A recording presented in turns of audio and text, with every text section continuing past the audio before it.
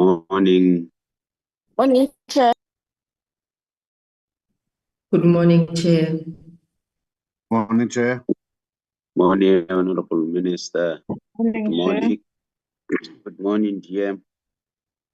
Good morning, Chair.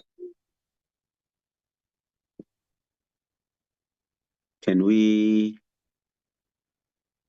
start the meeting, Secretary?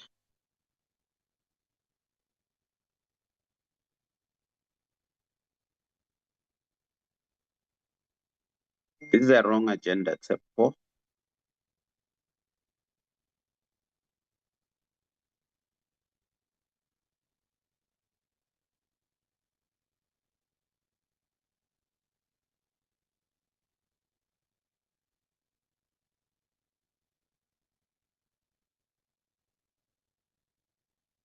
Can we fly the correct agenda?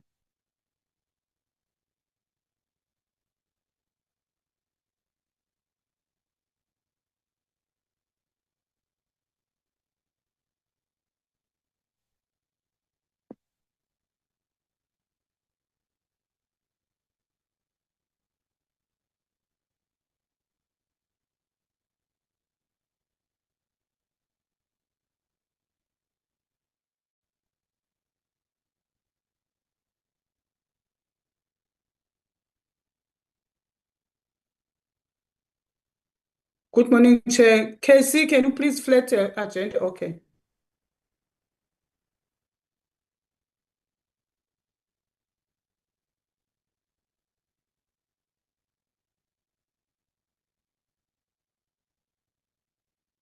Aye, what kind of an agenda is this one? This is a notice of a meeting. It's not an agenda.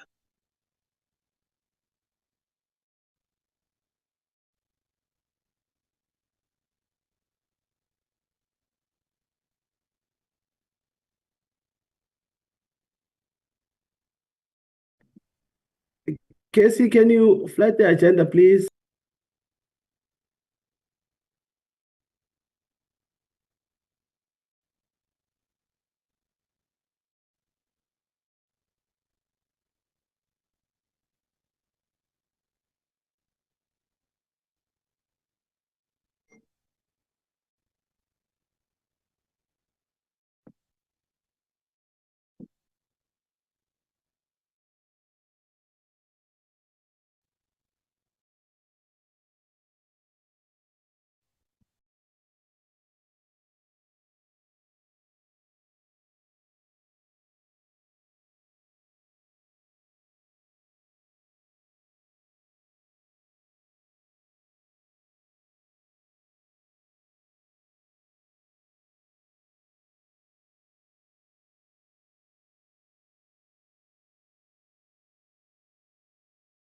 I can access with the agenda. Let me show you, Chair.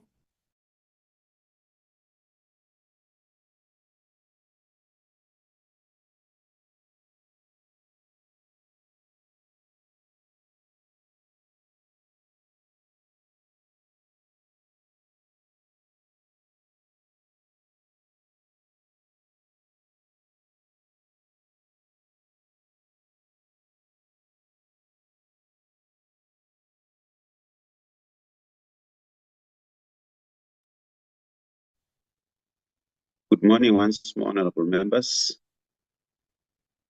This is the agenda. The meeting is officially open. And I want to welcome you all to this meeting, honorable members. Let me also welcome the Minister, Honorable Thembi Similani. Let me also welcome the Deputy Minister, Honorable Thembi Mahambetlala, and welcome the DG and your delegation. I saw you are accompanied by a number of DGs. You are all welcome, and staff members from the department, the support staff of the Parliament, for the Portfolio Committee, and your PLOs, both for the minister and the deputy minister, and also for the DG. You are all welcome. I'm now on item 2, consideration and adoption of the agenda. Can we adopt the agenda if there are no changes? Can I get a mover for the adoption of the agenda?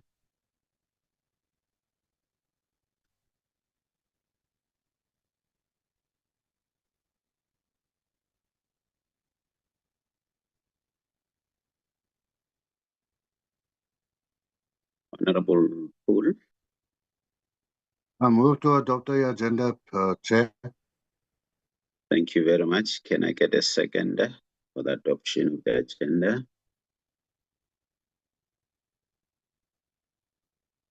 If I don't see your hand, you can just shout.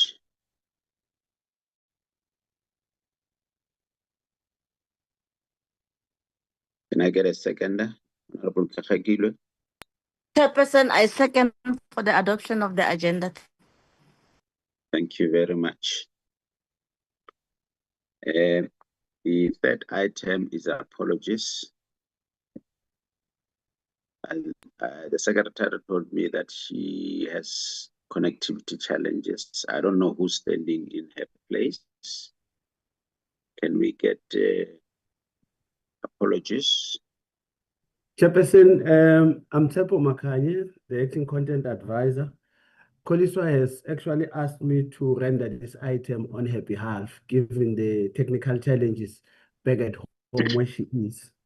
She has, the apologies are as follows, is that Honorable Ditebe said he was going to join the meeting late, and this is as a result of the flight delays.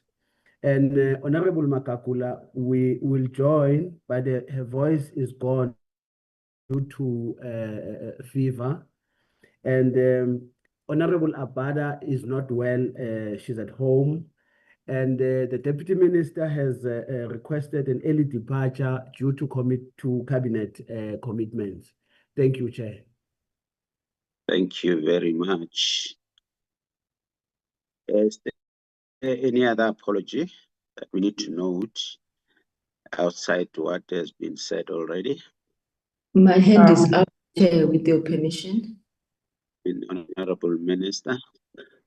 Thank you very much. And let me apologize, Chair. I thought my office had sent the same note as well to request early departure. We are joining the economic cluster with the Deputy Minister that is running almost concurrently with this. I see someone is writing that I've requested it, but it seems like it might have not arrived at Secretariat. My apologies for that glitch, Chair. We will request early departure as well. Okay. Thank you very much, Minister. Any other one? Otherwise, those are the only apologies that we'll record. Normally, we don't have problems with apologies, especially if people attend and that they request for early departure. Thanks very much. We're now on item 4, honorable members. That is opening remarks by the chairperson. Preventing illegal occupation while safeguarding the rights of legitimate property beneficiaries requires a careful balance between strict legal compliance and the constitutional rights of all affected parties.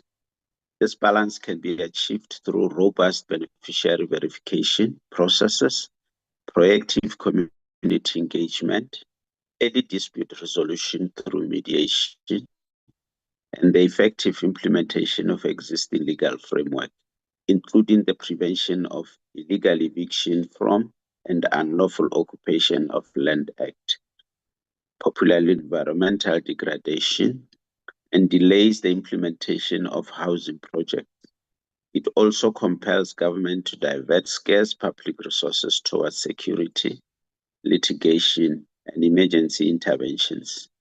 Reducing the funding available for the development of formal housing Consequently, illegal land occupations undermines government efforts to provide adequate housing, delay the allocation of homes to qualifying beneficiaries, and disadvantages law-abiding citizens who have remained on official housing waiting lists. Addressing illegal occupation effectively is therefore essential to protecting public assets, ensuring orderly human settlements development, and promoting equitable access to housing opportunities. Against this background, honorable members, the committee seeks to understand the department's strategy for preventing illegal occupation of state-subsidized housing and protecting the rights of legitimate beneficiaries. Specifically, the committee requests information on the measures implemented to prevent unlawful occupation, the verification process used to confirm beneficiary eligibility, mechanisms for resolving occupancy disputes, collaboration with municipalities, law enforcement agencies, and community stakeholders, and the support provided to vulnerable households affected by evictions or disputes. The committee further seeks an assessment on the effectiveness of the Rental Housing Tribunal in promoting fair and accessible rental housing. This should include information on the tribunal's operational capacity, case backlog, turnaround times, and dispute resolution mechanisms, as well as the strategies it has implemented to address persistent challenges in the rental sector, including housing affordability, tenant protection, landlord compliance, and public awareness of the tribunal services. Thanks very much. I think those are the comments as a precursor to what we'll be receiving today from the department. Without any waste of time, because the minister and the deputy minister said they'll be leaving not long, let me allow the honorable minister to give us her remarks and then allow the department to present. Honorable Minister. Thank you very much, Chair, and good morning once more to honorable members, and let's appreciate DM as well, a team led by the DG, and the support to the portfolio committee. Chair, I'm not sure if the team that prepares for me is the one that wrote notes for you, but suffice to say that it's comforting that we're attending one in the same meeting, and we are aligned in terms of comprehension on what are the issues that we need to deal with. But one of the key issues we wanted to highlight into the presentation to honorable members is about 4 or 5 sections of the Constitution, which gives us the imperatives of why it is important for us to look into the environment and the land property, as informed by the amendment and the update, of course, on what is transpiring in relation to PI. But also we are looking into ensuring that the protections of the rights of the beneficiaries and also the owners are adhered to.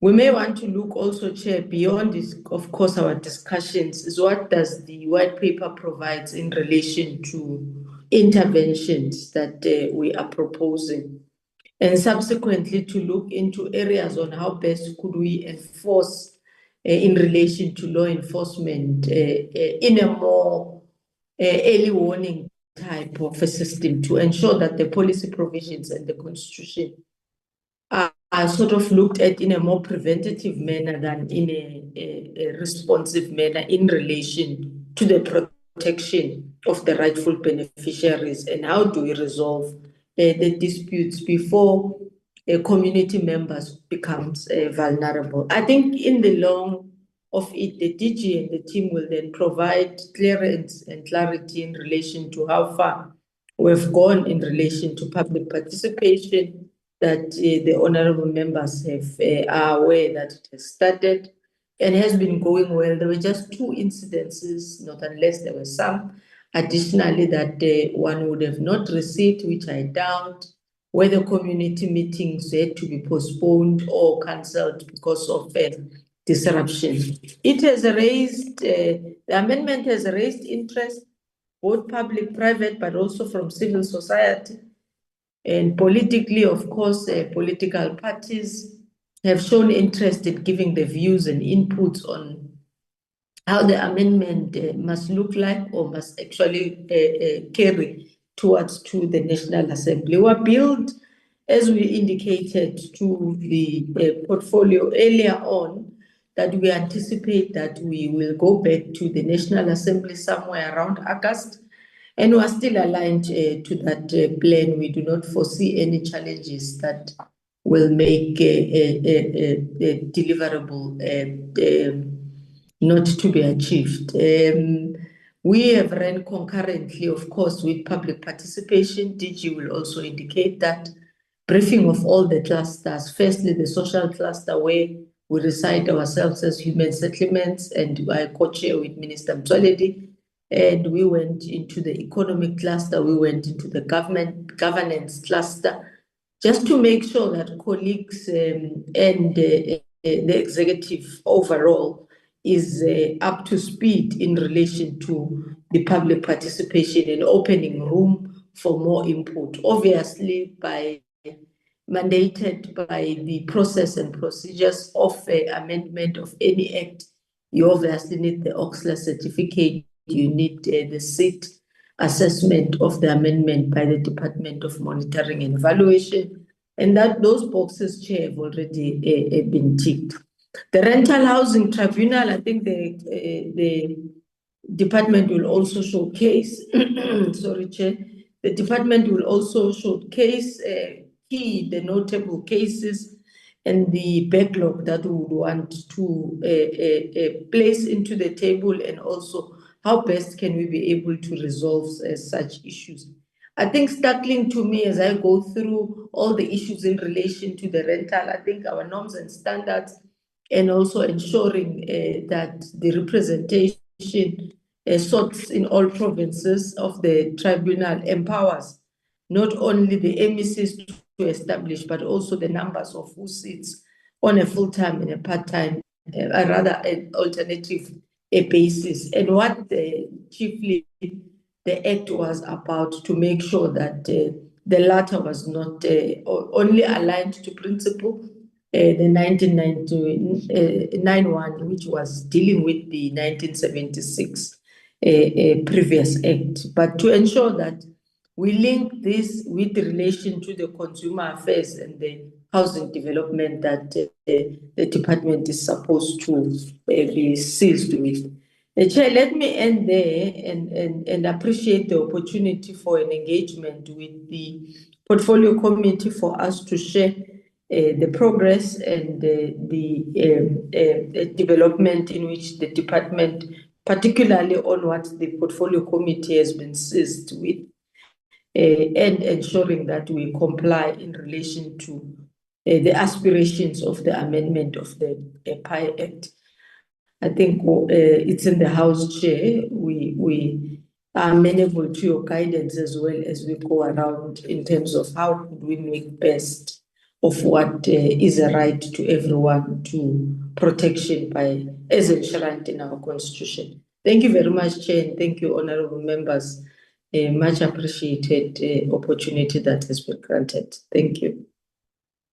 On a lighter note, Chair, I heard that DM is now Tebi Mahambehlala. I appreciate that. You introduced the as Tebi Mahambehlala, so I'm like, no, I think I'm conquering. Thanks, my apologies. She's Tandi Mahambehlala.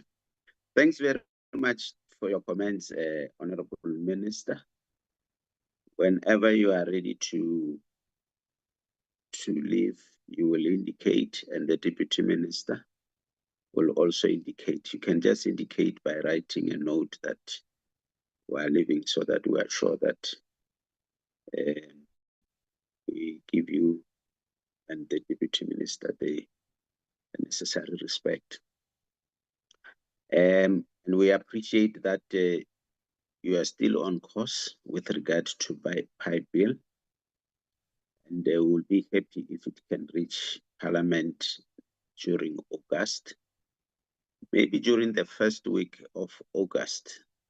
We'll finalize it with the secretary. Maybe during the first week of August, our first meeting in August, we might call the department just to brief the committee again on the timelines. Now you'll be submitting in August, but it doesn't matter. And then just to brief the committee on the distance traveled with regard to the pipe bill, like the minister was briefing us, and the distance we still need to travel until it reaches Parliament. I was receiving invitations already to come and receive the inputs from civil society organizations. I declined those invitations because I said the bill is still with the department. It has not yet reached Parliament. It will be incorrect for me to come and receive your inputs, your memorandum, when the bill is not yet with Parliament. But fortunately, those organizations did understand my predicament. Thanks very much, Honorable Minister, for your inputs once more. DG, we are now in your hands. Chairperson, thank you very much for the opportunity. And Honorable Chairperson, just to indicate that on the presentations we are having, we would be guided and led by several DDGs to make inputs on the presentations that we have submitted to the committee. And with the first one, we will be led by DDG Mkongo, who would cover that base. And once she's done, Chair, I think we can then, with your indulgence, make further additions. Thank you, Chair.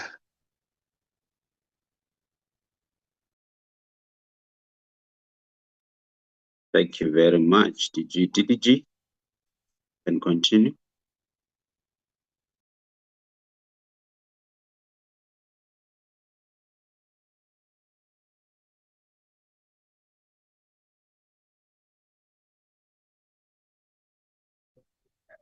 Thank you very much, Honorable Chairperson.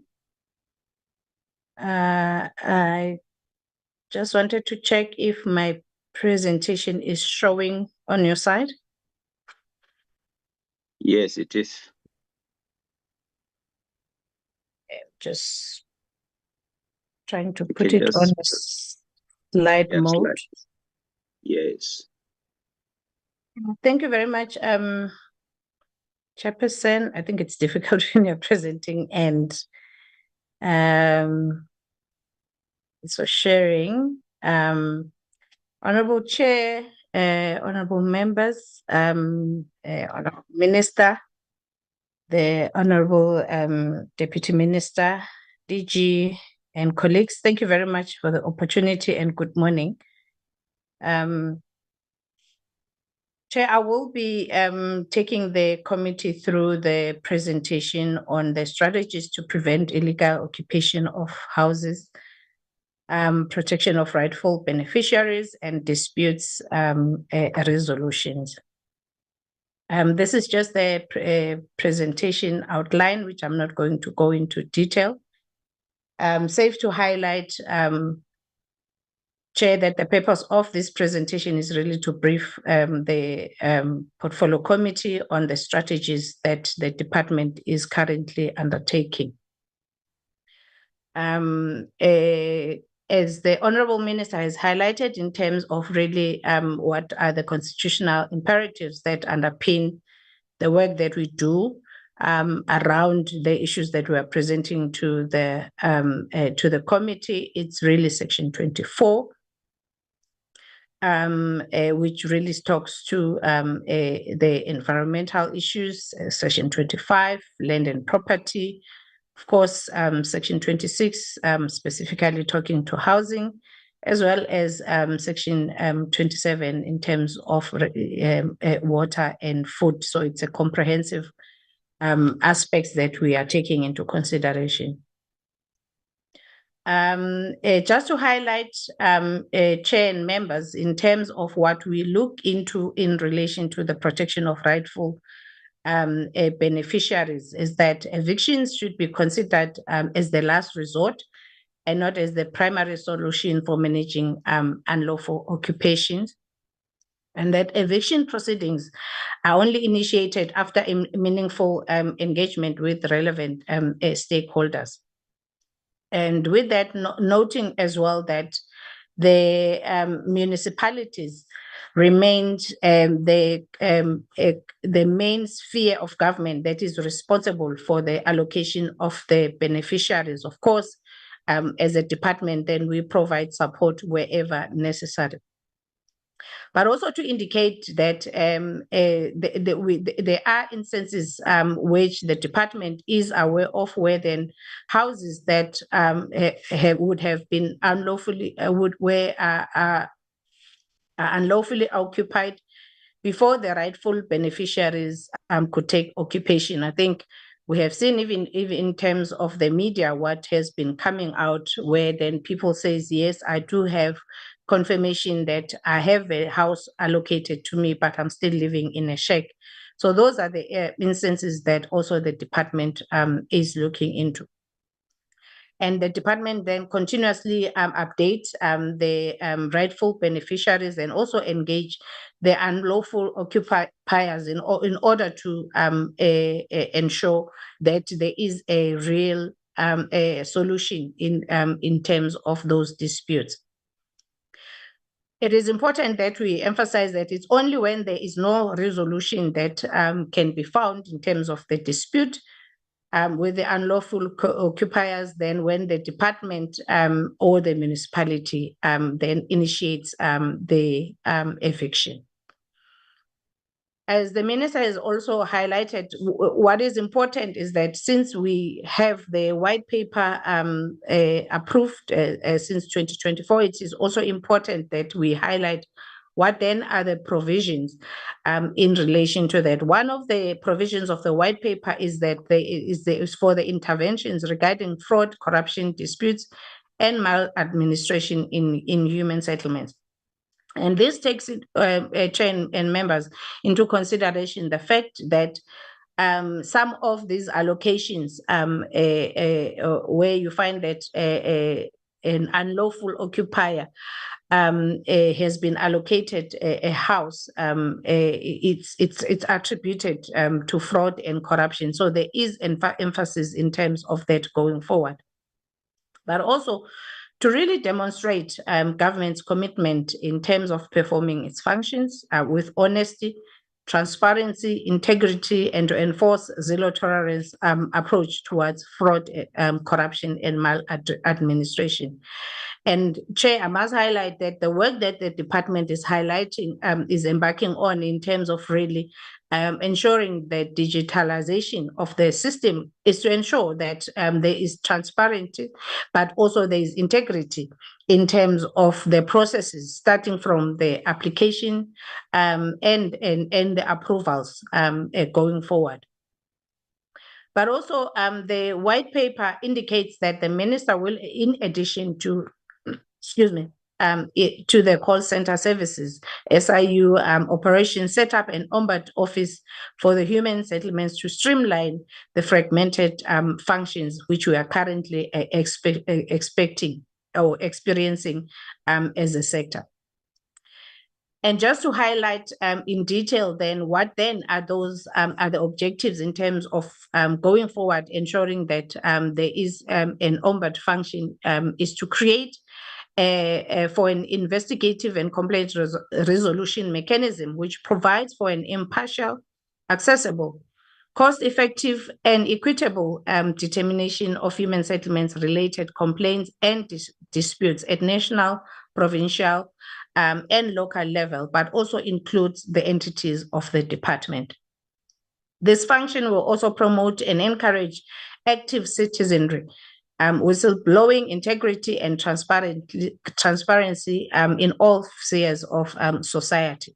It will further strengthen the resourcing, coordination, transnational cooperation, performance, accountability, and independence of dedicated anti-corruption agencies.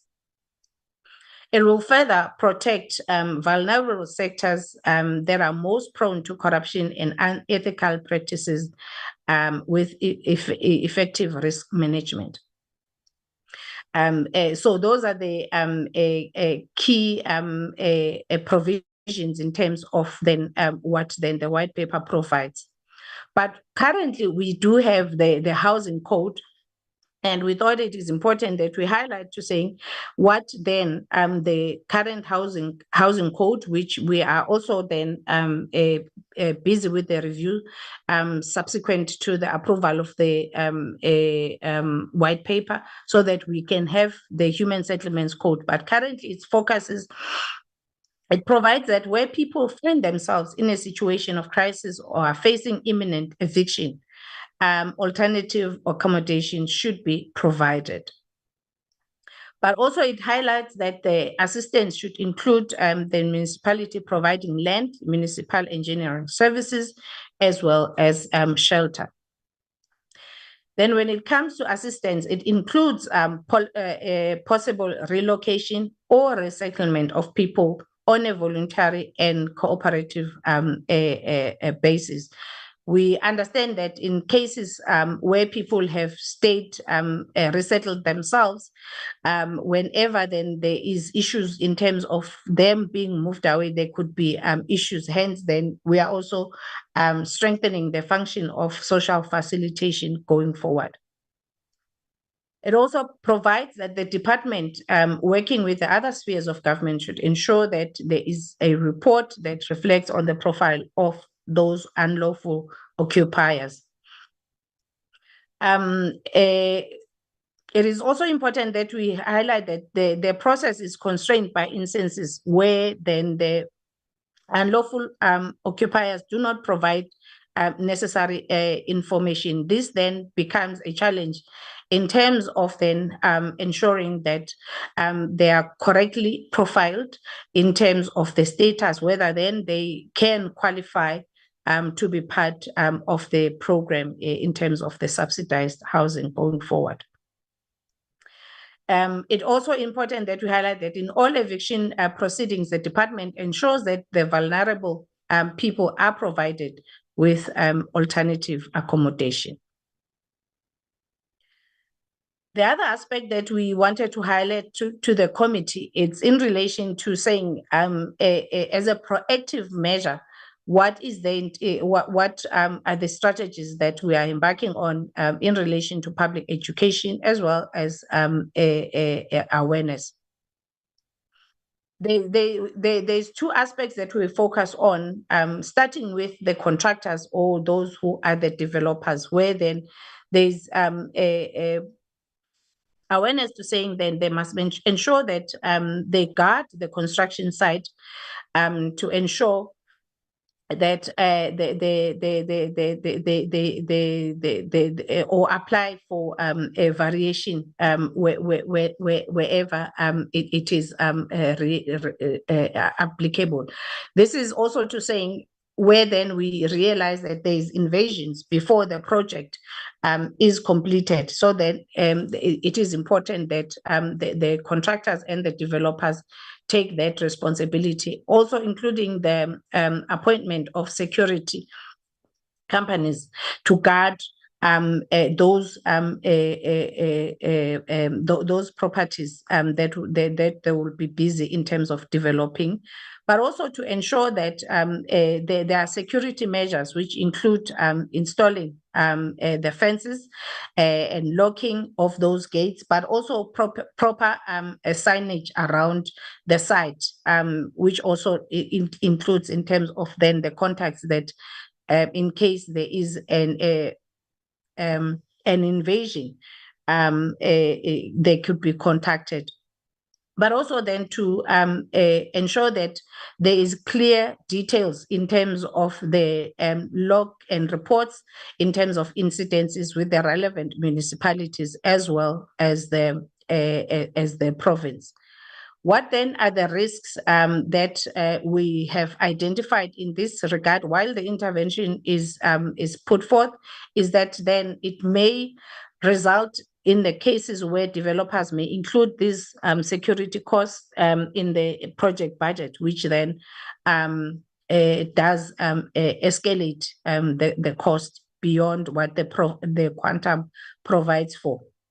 And then in relation to the communities, the awareness and the education around is really to saying people must register their housing needs accordingly and know their rights and obligations, but also to participate in overseeing the project sites as part of the community intervention, because those are the people who are going to be ultimately the beneficiaries at the end of the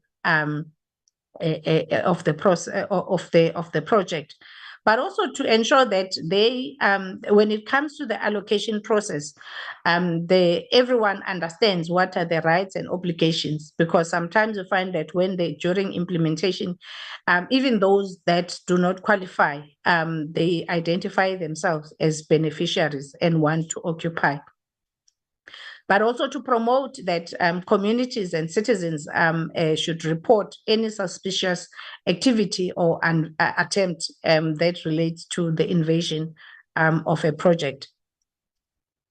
The public education campaigns are strengthened, are strengthened on the social, economic, and developmental my apologies. The undertaking of public education and awareness serves to strengthen public education on the social, economic, and developmental consequences of unlawful occupation of land and houses. And also then we consider improved communication on housing allocation processes, beneficiary rights and responsibility, and available dispute resolutions mechanism as the core in terms of really creating public education and awareness, so that there are proactive measures to saying people understand what is required of them. What then are the measures in terms of strengthening prevention and institutional capacity?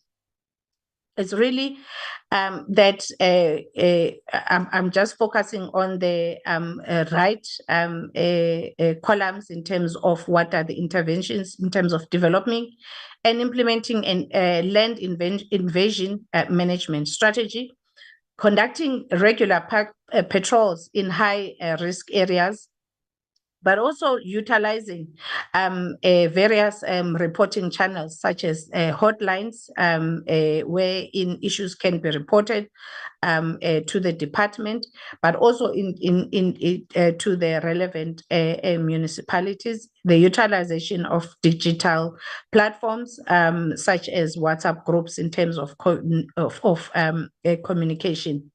But also to then ensure that we coordinate the law enforcement institutions for rapid intervention, which use the localized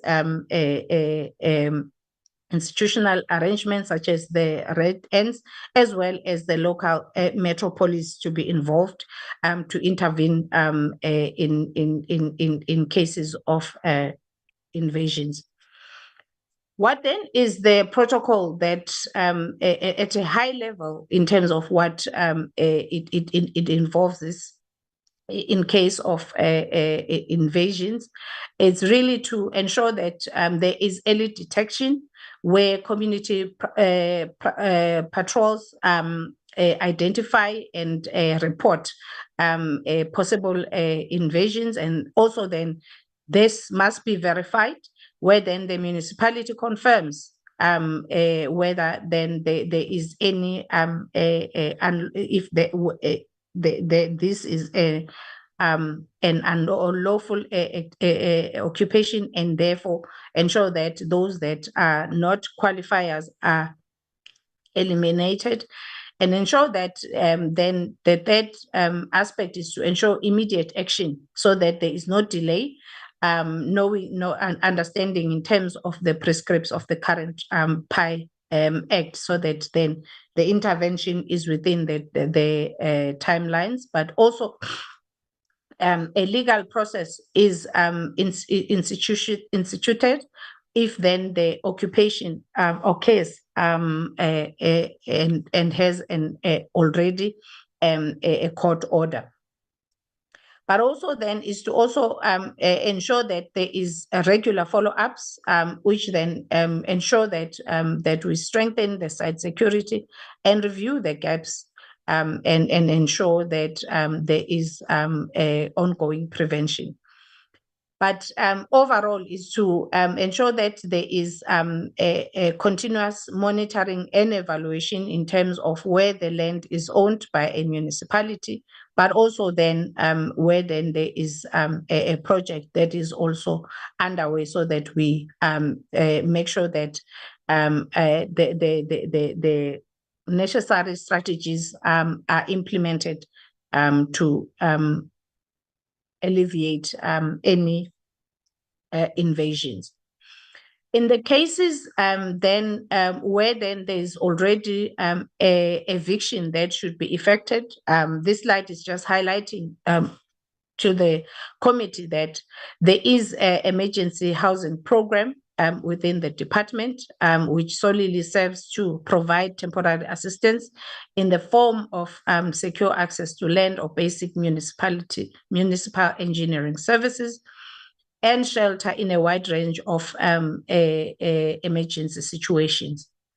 Of course, the emergency, it could be an emergency, whether it's in a term or in relation to the disaster, or in the case of a court order, where then an eviction has to be effected.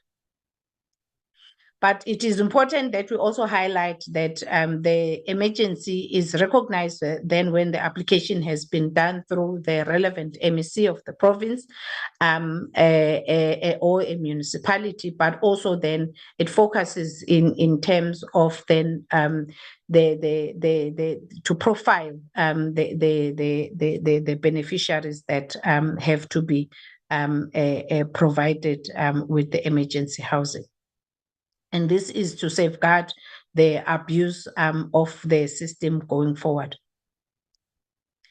The other aspect that we want to present to the committee, it's in relation to the partnerships and collaborations with the various stakeholders that we implement in the cases of illegal occupation. Of course, then the department leads in terms of the coordination of the district development model with the support of the South African Cities Network, COTA, as well as SALGA. And this is in consideration that most of the work when it comes to the housing allocation is done by the municipalities, but also to ensure designate land for housing development through the municipal spatial development framework, and to announce a process of land of service stands allocation. Of course, then the digital systems are the aspects that are going to enable us to track in terms of the land assembly and release, as well as planning approvals going forward. But also to ensure that the work that we do as a sector is ensuring that we build for those beneficiaries and allocate for those that have been approved in line with the HSS, or in the case of an emergency, the aged and people with disabilities, but also the priority cases such as the child-headed household. The collaborations also focus on creating instruments for urban and rural land, including inner city generation and agri-villages. So those are the strategies that we are working towards to collaborate with the different sector departments so that we create such instruments, but also strengthen planning, monitoring, and reporting, understanding that the human settlements sector has got dependencies in terms of other aspects that we need to work with going into the future. And one of the key aspects is really that going forward is to strengthen that the land assembly and land release is strengthened. And this is the work that is done in collaboration with our agency, which is the Housing Development Agency, the HDA.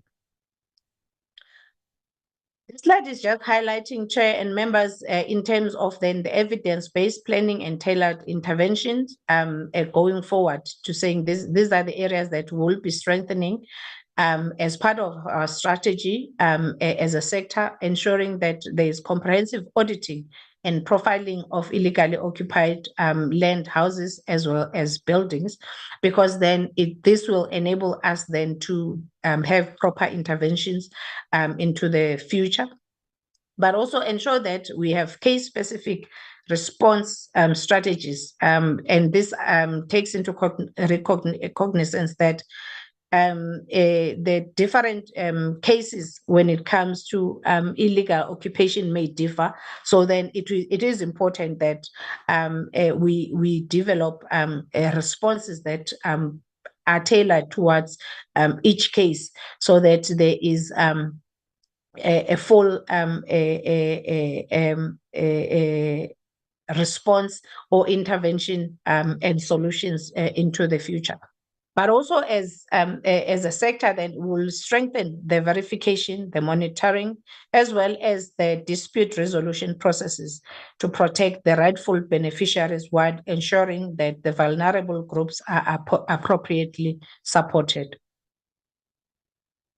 So that then brings us to the end of this presentation, and we recommend that the committee notes the strategies that we are implementing in order to prevent illegal occupation of houses, as well as to protect the rightful beneficiaries and resolve any disputes.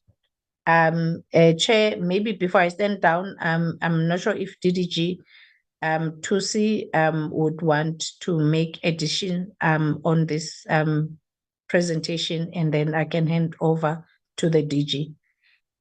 Thank you very much, Chair. No, I'm good, Chair. Thank you.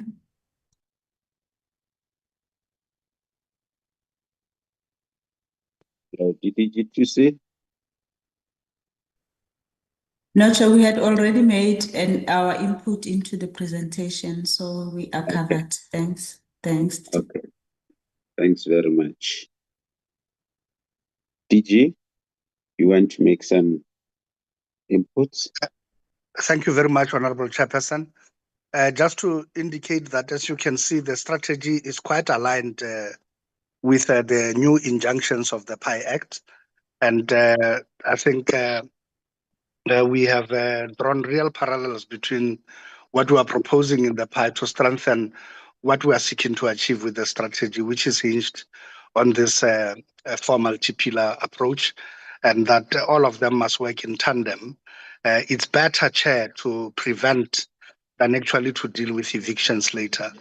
And preventing, as you can see, it's focused largely on codependencies of other critical stakeholders and other departments of government, and also other spheres of government for it to work. And therefore, the strategy seeks to harness all that effort into one dashboard and one picture, so we can track and follow in this regard. So accordingly, Chairperson, that becomes our presentation that shows the multi-pronged approach strategy in which we seek to in the first instance to prevent occupation.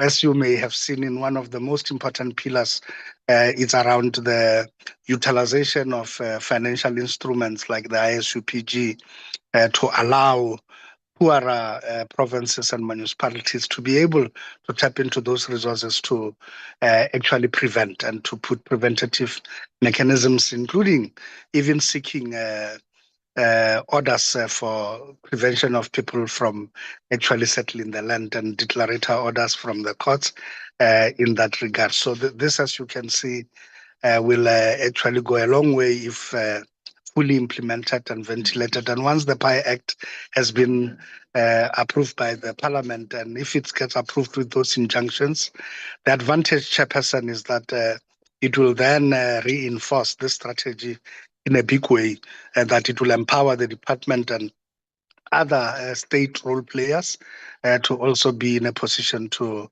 decisively intervene in the prevention of illegal occupation. Thank you very much, Chairperson. Thank you very much, DG. Honorable members, can you note your inputs, questions, so that we take the second presentation and we deal with them both, just to save on time. Supported, Chair. Supported, Chair. Thank you very much. DG, can we get the next presentation? Chairperson, thank you very much. The next presentation is on the rental housing tribunals, and accordingly, I'll ask DDG Dumalisile, who is responsible for this area, to make preliminary remarks, and their colleagues in the department, the chief director as well as the director, who are working specifically on this matter of coordination of the tribunals, would then come in and make the actual presentation. With your indulgence, Chairperson, I wish to hand over to DDG Dumalisile. Thank you very much. DDG Dumalisile. Thank you, Chairperson, and thank you, DG. Greetings to the Honorable Minister, Honorable Deputy Minister, and the Honorable members of the Portfolio Committee, DG and colleagues.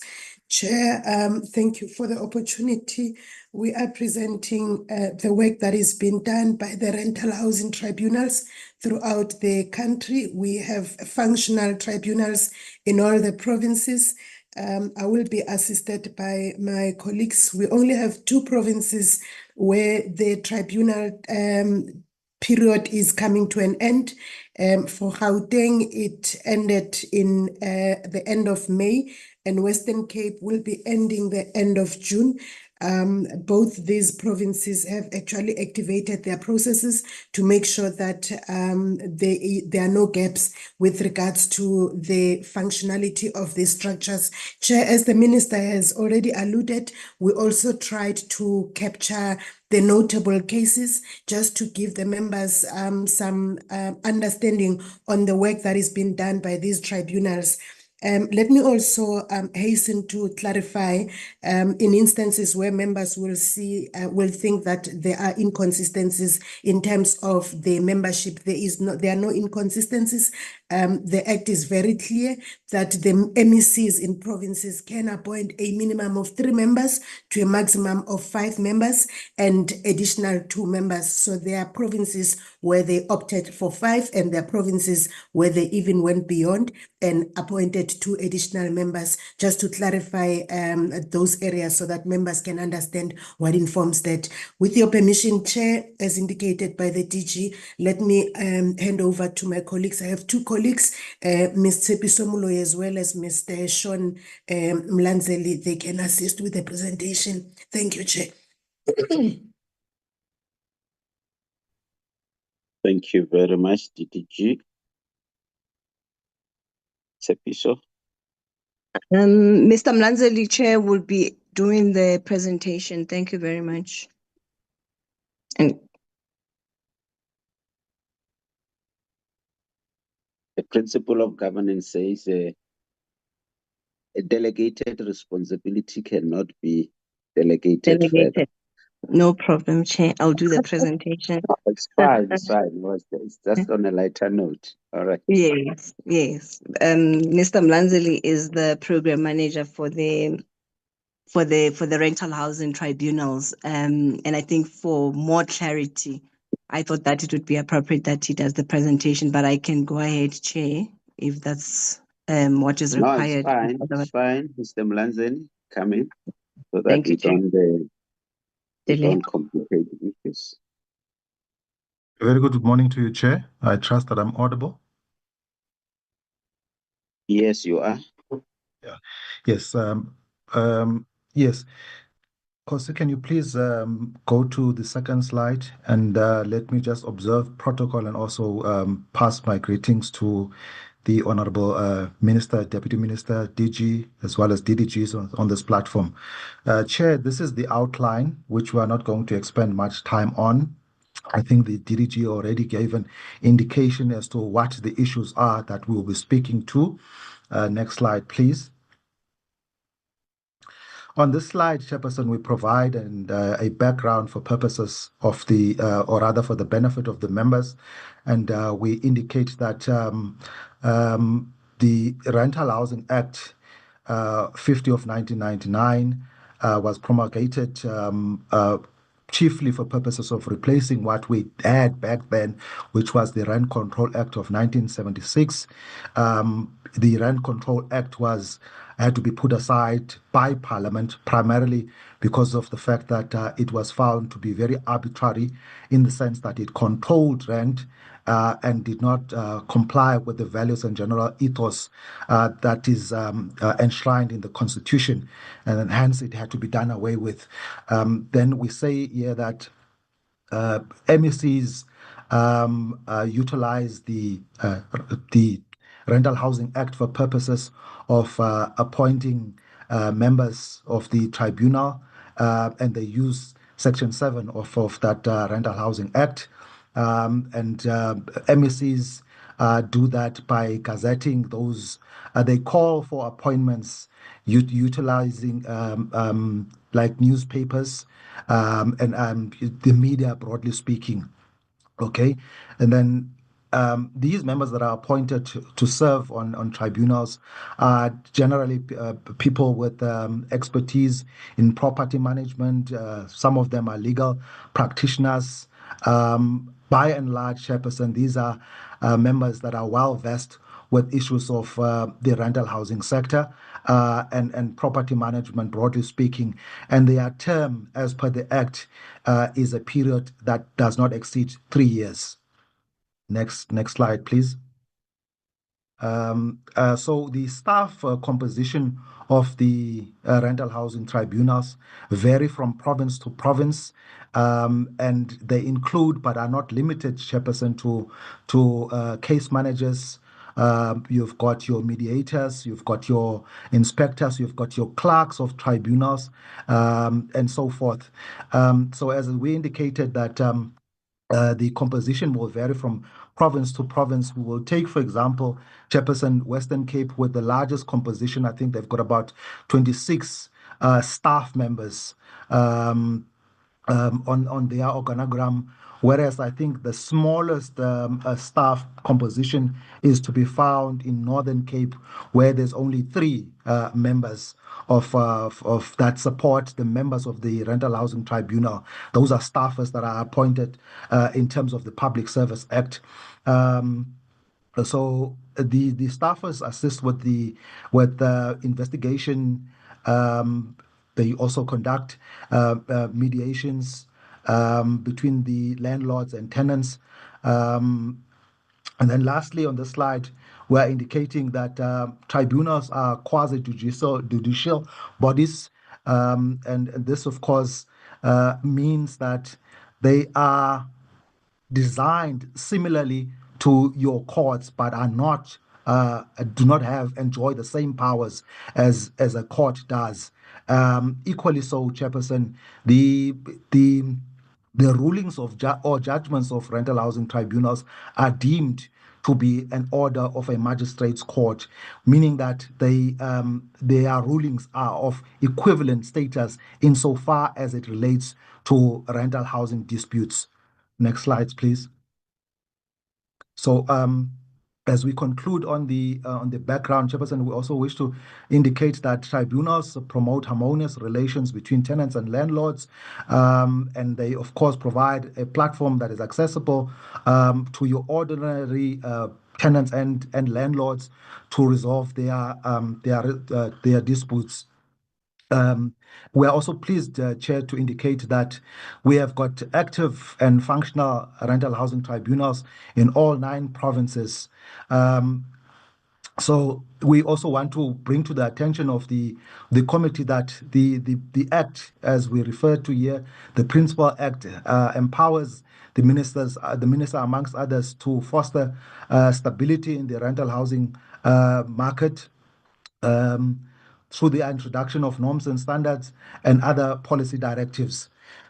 The Rental Housing Amendment Act, Chairperson, which is not yet in operation, requires it places a direct obligation on the minister to assess the application of the Act on the poor and vulnerable tenants, monitor the performance of tribunals, and of course develop programs, which programs are generally geared towards capacitating those rental housing tribunals.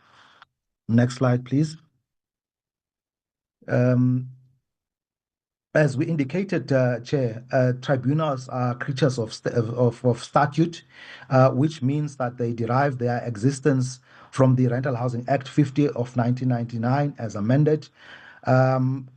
They are essentially established to provide free, effective, and efficient services for purposes of resolving residential rental disputes between tenants and landlords.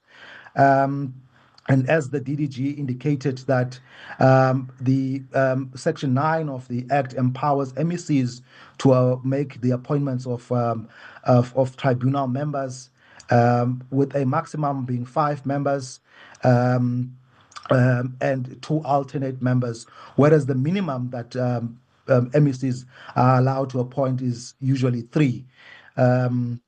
And so we also bring to the attention of the committee that there are 2 provinces, largely Mpumalanga and Gauteng, that appointed additional members owing to the case volume that those the provinces have. So the legislative context that we refer to here, Chair, is Section 34 of the Constitution, which, amongst others, provides that everyone has the right to have any dispute to be solved, to rather decided in a fair public hearing before a court or independent and impartial tribunal, right? So that is the Section 34 that we are referring to. Then, Chairperson, without being long, we're also quoting Section 41 of the Constitution, which is,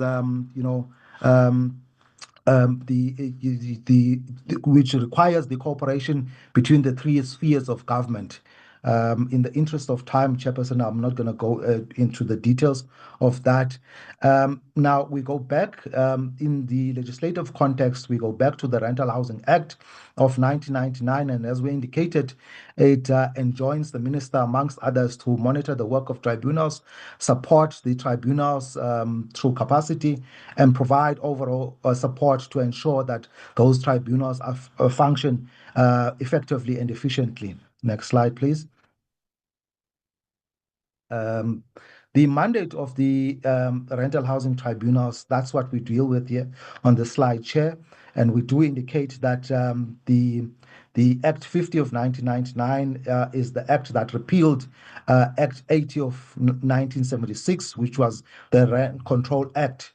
And we go further to say that our research, the research that we did, provided that the property practitioners of the time were not happy with the caps that existed under the Rent Control Act, which of course then prompted them not to invest rather in the rental property.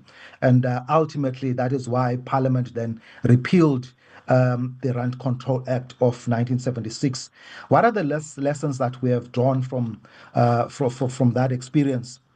So we are saying that contrary to the Rental Housing Act, to the Rent Control Act rather, the Rental Housing Act does not favor tenants, nor does it favor landlords. Instead, it strikes a very delicate balance by promoting promoting and protecting the rights of both tenants and landlords. What we're emphasizing here, Chair, is that the Rental Housing Act is unbiased. It's neither in favor of tenants nor in favor of landlords. Instead, it promotes the rights of both parties. So lastly, we're also saying that contrary to the Rent Control Act, the Rental Housing Act gives your rental housing tribunals more powers, which is inclusive of investigative powers. They have powers to mediate, and of course, they can adjudicate. Adjudicate in this instance would mean that they can conduct hearings and issue rulings that are legally binding, and of course, their rulings, as we indicated, enjoy an equivalent status to that of magistrates' court. Next slide, please. Still on the mandate of rental housing tribunals, we are bringing to the attention of the committee that they exist also to promote stability in the rental housing sector. They protect both tenants and landlords against unfair rental practices. And of course, theirs is inclusive of educating landlords and tenants and broadly society at large, Chair, about their respective rights and obligations in the context of rental. And of course, the Rental Housing Act empowers tribunals to issue just and fair rulings that are legally binding. Next slide, please.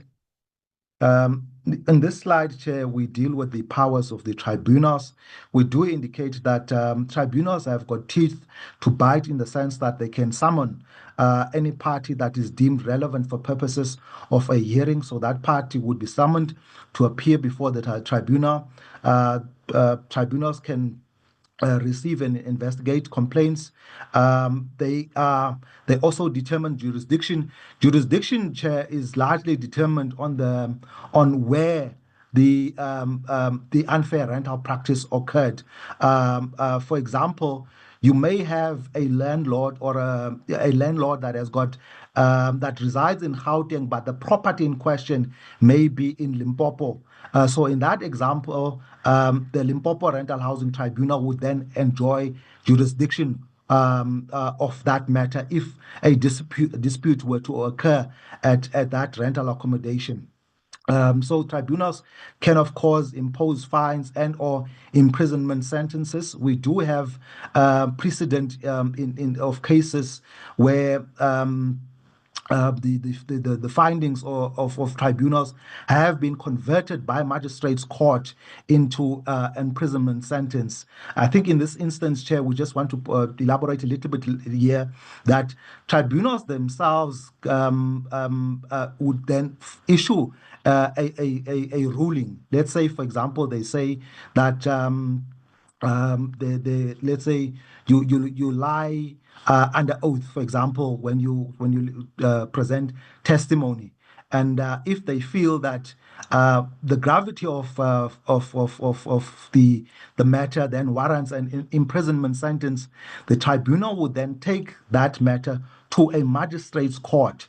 It's the mechanisms for imposing an imprisonment sentence reside with the magistrate court, right? So the magistrate court would then convert that ruling of the tribunal into its own order and thereby issue an imprisonment sentence. I thought we should just clarify that because tribunals in themselves do not have the mechanisms to issue imprisonment sentence, although the ruling will emanate from them. So lastly, we are also, as we indicated, Chair, that rulings of the tribunals may be taken on review at the High Court. So I think there's a balance there. On this slide, we deal with the functionality of tribunals. My DDG indicated, Chair, that we've got active and functional tribunals in all the 9 provinces, rather. So here you will see the composition of those tribunals. You'll see that Eastern Cape has got 5 full-time members. Their term of office will only expire on the 30th of September 2027.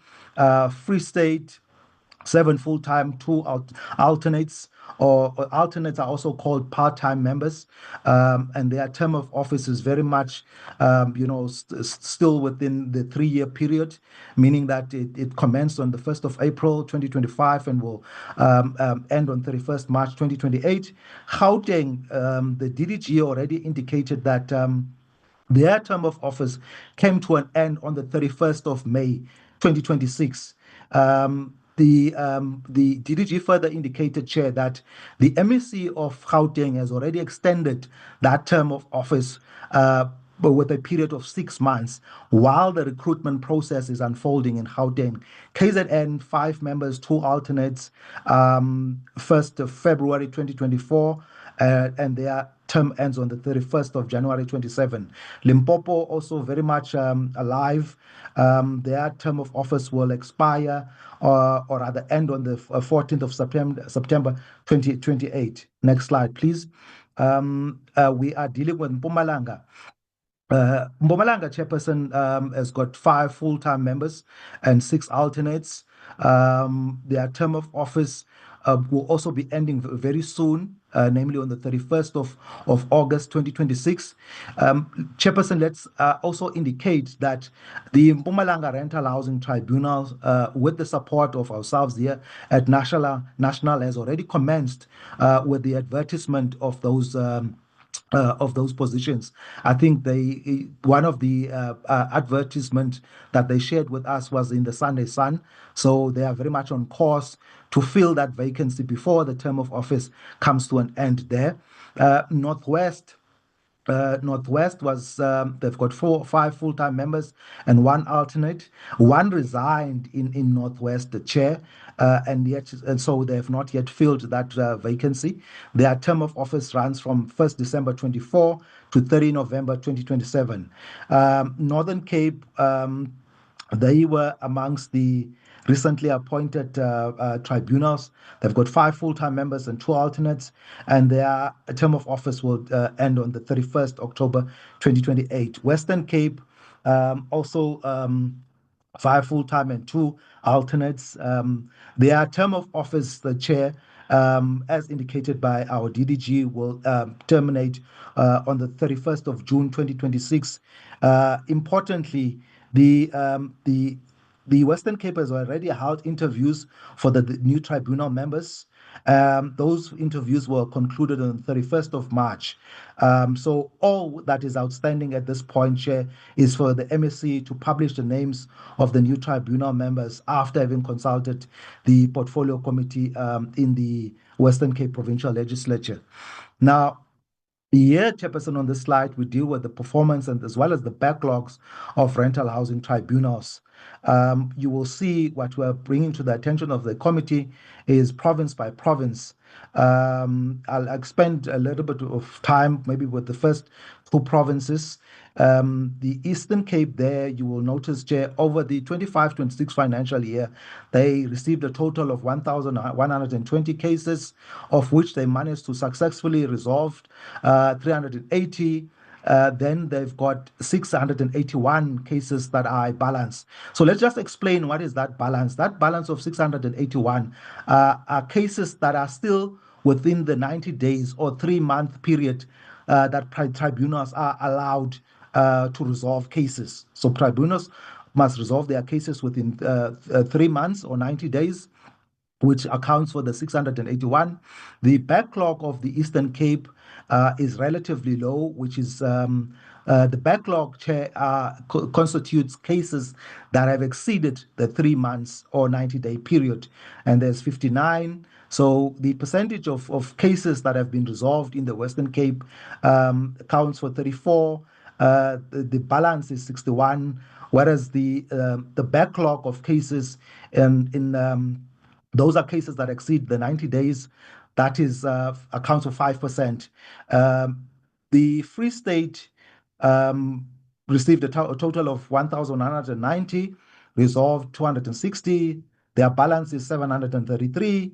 The backlog in Free State is something that we are very much concerned about, something that we've spoken about with the province as it stands at 197. The cases, the percentage for the cases that they have resolved accounts for 22, and cases that the balance of cases accounts for 62%, and the backlog of cases is 17%. In Gauteng, Chairperson, we must indicate, I think they get some of the big numbers, Gauteng, KZN, and Western Cape. Gauteng, you will notice they received 4,946, of which they managed to resolve 3,503. The balance is 1,146. The backlog accounts for 300. The cases, the percentage of cases resolved, which is 71%. That's quite notable for Gauteng, given the volumes, the high volumes that they get. The balance of the percentage of the balance is 23, and the backlog, Chair, is also well managed in Gauteng. You'll see that despite the big volumes that they get, their backlog only accounts for 6%. I think, Chairperson, that can be attributed to the fact that they've got their staff composition is relatively high when compared to the other provinces. They've got a total of, I think, 17 staffers there. That staffers is excluding, of course, the tribunal members that are appointed by the MSC. KZN also have very high numbers there, 4,811 cases resolved, 1,500. The balance 2,582. The backlog in KZN is 729.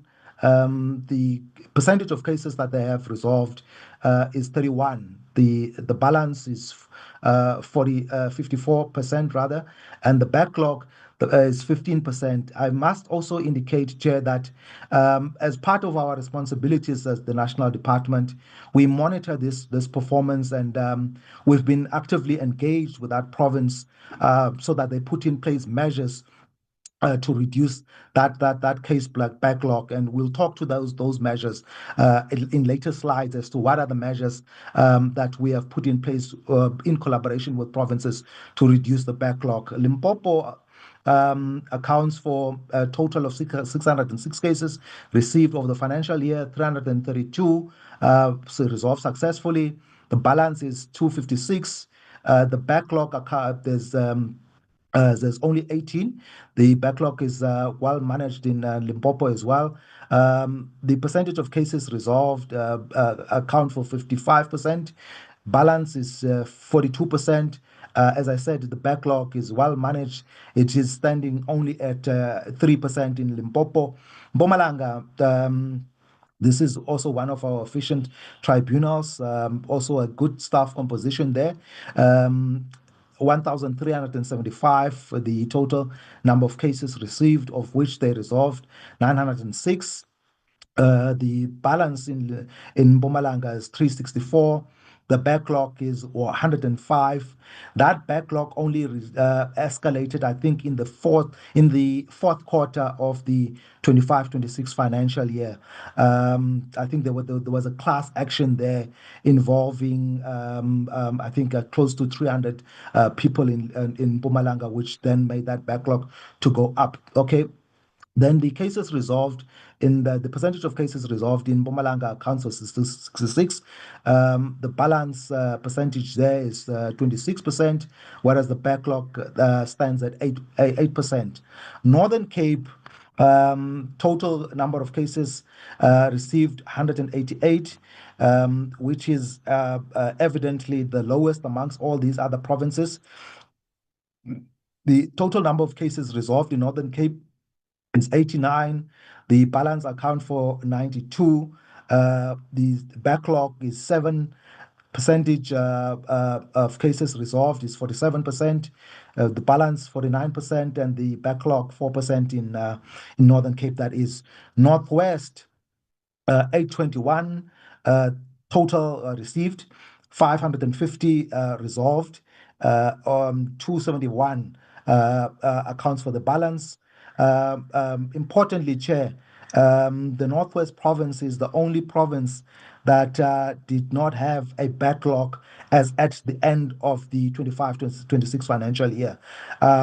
So their total cases resolved account for 67%, and their balance stands at 33%. And as indicated, they don't have, they've got a 0% insofar as it relates to their backlog. Last but not least, the total of volumes received by the Western Cape, you will see Western Cape accounts for the largest amount of rental disputes that are lodged between tenants and landlords, which is 8,326. Resolved is 3,326. The balance stands at 4,287, and the backlog is 713. So the cases resolved in the Western Cape account for 47%. The balance accounts for 51%, and of course the backlog stands at 9%. So you see, Chair, that the total number of cases that were reported during this reporting period accounts for 23,383, which is quite voluminous. And of that amount, they were able to resolve 10,846, and the balance stands at 10,409. The backlog accounts for 2,108. And the percentage, of course, of the cases resolved is under 50% at 46%. The balance of cases, percentage rather for that balance is 45. And in total, Chair, the balance of the, my apologies, the percentage of the backlog across the 9 provinces accounts for 9%. The next slide, please. Chair, we're not going to expend much of this time. This is just a sketch that illustrates the performance of the various provinces that we just took you through. We can go to the next slide. So, Chairperson, here we take you through what we refer to as notable cases. Let me just give you a little bit of context as to what notable cases are. We have quarterly meetings with all rental housing tribunals, and what we normally do is that we request each and every province to present what is a notable case. These cases are presented for purposes of sharing experiences with with the rest of the provinces. It also aids, Chair, in assisting other provinces, for example, that are not performing on par with the others, to get an appreciation of what are the nature of matters that are heard in other provinces. In this case, Chair, we're using a case that was heard by the Eastern Cape Rental Housing Tribunal. You'll see there's a case number allocated to it. The nature of the complaint or the dispute was failure to refund deposit. So the parties to the dispute, we refer to them as X, who's the complainant, and also the tenant, and Y, the respondent, and the respondent is the landlord. So, Chair, in our quarterly meetings, we don't use the names of the parties, and hence you will see that we use rather Y as the respondent and X as the complainant. So, Chair, this is a case that is quite long. So we summarized it just to give the members of the portfolio committee insight as to the nature of the matters that are usually heard by the tribunals. So in this case, the Eastern Cape Rental Housing Tribunal indicated that after hearing arguments from both parties, they indicated that clearly the premises were a physical and a health risk to the dwellers, meaning that it was unsafe and inhabitable. There were evident delays on the part of the respondent to conduct maintenance, which caused the complainant to officially terminate the lease agreement. Consequently, the tribunal then ruled that the respondent is held liable. The respondent, in this case, being the landlord, was held liable to pay the complainant an amount of 5,339 and 30 cents there in respect of the refund for the deposit. So this is just to indicate that yes, the tribunals are indeed effective, and indeed the complainant, which was the tenant, received that amount of 5,339.30 back for purposes of the deposit that they had given to the landlord. The second case here, Chair, is a matter that was heard by the Limpopo Rental Housing Tribunal. This complaint, there's actually multiple complaints of unfair rental practices. You will see the first one is harassment and intimidation. The second one is failure to refund the deposit. The third one is the termination of services, which is electricity and water. Fourth one is short notice to vacate. Fifth one, return of immovable property that was taken illegally by the landlord.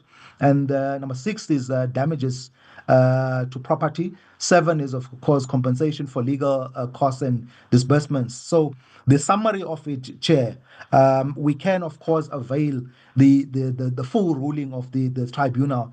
But the summary is as follows: that the tribunal directed the respondent to pay the complainant an amount of 5,962, and that amount was then broken down as follows: 2,710 being the amount for the reimbursement of the deposit, and then 2,050 was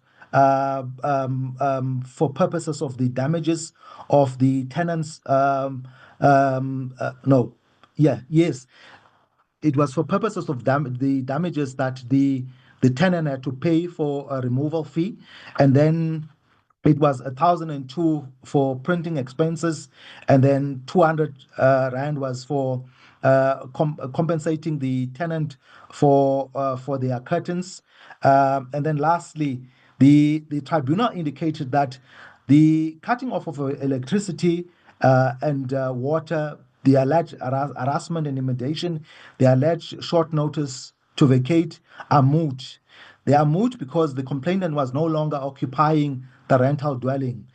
And importantly, so the tribunal in Limpopo indicated that the complainant is at liberty to approach another forum for appropriate relief, should they wish to do so. So that was a notable case coming from Limpopo. Next slide, please. This notable case, Chair, comes from the Gauteng Rental Housing Tribunal. In Gauteng, the nature of complaint was whether or not tribunals enjoy jurisdiction over NSFAS-funded student accommodation, right? Then it was, secondly, the interpretation of clauses 5.2 and 5.4 of the NSFAS standardized lease agreement. The parties to the dispute, as we said there, it's we indicated ex-property developers, and for the benefit of the committee, we indicated NSFAS as full, which is the National Student Financial Aid Scheme. So importantly, Chair, we're also pointing out that this matter has not yet been finalized, but the Gauteng Rental Housing Tribunal deemed it important that we share this with the committee, so as to highlight important principles that are emanating from this particular case. The first principle, Chair, being the fact that the Gauteng Rental Housing Tribunal was able to confirm that it has jurisdiction to hear the matter, right? Secondly, the tribunal indicated that clause 5.2 indicates that rent will be paid monthly to the lessor by NSFAS on behalf of the lessee in accordance with the NSFAS terms and conditions for private accommodation providers, participation in the student accommodation portal. Whereas clause 5.4 indicates that the lessor shall have no recourse against the lessee for any default in the payment of rent by NSFAS. So, Chairperson, in the final analysis, the Gauteng Rental Housing Tribunal indicated that it takes the view that whilst the student remains the contractual lessee, right, the agreement allocates the primary obligation for payment to NSFAS and expressly excludes recourse against the student in the event of default by NSFAS. So these are the two, not two, but these are the principles that the Gauteng Rental Housing Tribunal wishes to share with us from that case. And I think we will then, with the progress of time, we can share how that matter has been finalized. So, Chairperson, we did indicate that we have got backlogs that we are concerned about in our rental housing tribunals. And I think some of the most concerning of those backlogs emanate from the likes of KZN. So we have jointly agreed that tribunals must conduct dual hearings to increase the output. Let's just explain to members of the committee what do we mean by dual hearings. Dual hearings, Chair, is where most tribunals have got between 6 and 7 members. So the minimum is 3. So you've got 3 members hearing one matter, and another 3 or 4 members will hear a different matter on the same day, right? Which then increases the output of your rental housing tribunals, right? We're also saying that tribunals must do their level best to minimize postponements where, of course, it is feasible for them to do so. Let's just indicate, Chair, these postponements. What causes postponements? From time to time, you will have the parties to a proceeding, meaning the tenant as well as the complainant. At times, they themselves would request postponements. And different times you will see or rather experience a scenario in which your parties, your tenants and landlords are represented by legal practitioners. So at times it is the legal practitioners that would then request time for them to familiarize themselves with the facts of a case, which then results in postponements. We're also saying that tribunals must extend the sitting days of their sitting days. One of the other matters that we also spoke about in a recent meeting, this meeting was held, I think, on 4 and 5 in East London of June. So where we collectively agreed with tribunals that they also utilize the interns with legal qualifications so that they can reduce their case backlogs, right? And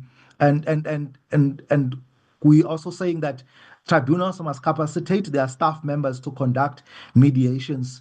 Mediations, Chairperson, have proven to be a very much effective tool to resolve disputes between tenants and landlords much more efficiently. One of the other measures that we're also utilizing or encouraging tribunals to utilize is to conduct virtual hearings. Now, let me just elaborate on these virtual hearings.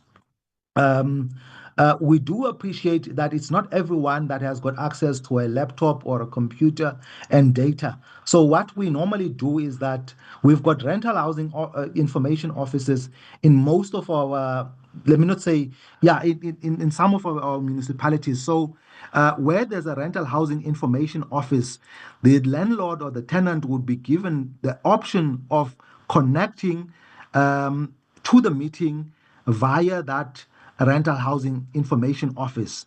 If they have got access on their own, good and well. But I think the importance here that we're emphasizing, Chair, is that both tenants and landlords are given an alternative platform if they don't have, so that they can access these meetings and that the hearings are conducted fairly. So lastly, Chair, we're also indicating that the department is already underway to introduce a digital case management system, which will then, in our view, also help with the reduction of that case backlog. Next slide, please. So some of the challenges insofar as it relates to affordability and tenant protection. So we are indicating here that the Rent Control Act, ATO of 1976, was already repealed with the Housing Act 50 of 1999. So we are further indicating that in South Africa, rent is based on what the landlord and tenant agreed to. And that rental, the cost of rental, Chair, is determined by factors such as your location. If you are located in close proximity to where there's access to economic and social amenities, so your rental will be higher. Those amenities, Chairperson, will include like your, let's say, shopping malls, your places of work. Conventionally speaking, in such circumstances, the rental is higher, but also it is also influenced by the services that the tenants themselves enjoy. These services will include, but not be limited to, things such as your Wi-Fi, your swimming pools, and your other leisure facilities. So this is, of course, is I suppose consistent with the principles of an open market society. Rent increases and the frequency with which they occur must be set out in the lease agreements. That is part of the things that we promote in the sector. That nobody should be, caught, or rather given a short notice or that rent will be going up in the next week or so. That is not how it's done. Then we say, yes, Chair, that according to Section 5, subsection 6C of the Rental Housing Act, read in conjunction with Section 13, subsection 4 and 5, those sections, Chair, protect tenants against impromptu and above market rental increases, meaning that if a tenant experiences impromptu rental increases, they can definitely lodge a complaint with the Rental Housing Tribunal in their respective province. As we draw to a conclusion, Chairperson, we reflect here on the common challenges of tribunals, which are inclusive but not limited to inadequate funding and human resources for effective running of their tribunals. At times, there are delays in the appointment of tribunal members. As we indicated, of course, the appointment of members is a prerogative of MECs. And so those delays, Chairperson, in the appointment of tribunal members are sometimes caused by, let's say, an MEC wants to meet the certain designated groups such as women and youth. They want applications from women and youth, and a certain MEC may. Let me cite Limpopo as an example. I think last year they experienced that, where the MEC said that, look, they are going to re-advertise because the designated groups or the envisaged numbers from the designated groups was not adequate, right? So part of the other common challenges is the fact that they are at times not able to resolve disputes within the prescribed 90 days. We have already spoken to some of the factors that cause tribunals not to be able to resolve matters within 90 days. And included in that, Chair, is also at times very complex matters. So similarly to the case that is being, the NSFAS case that is currently underway in Gauteng, that matter, I can guarantee you, will definitely take more than the 3 months, because it is pretty much of a complex matter, and it involves, I think, more than 300 students. Okay.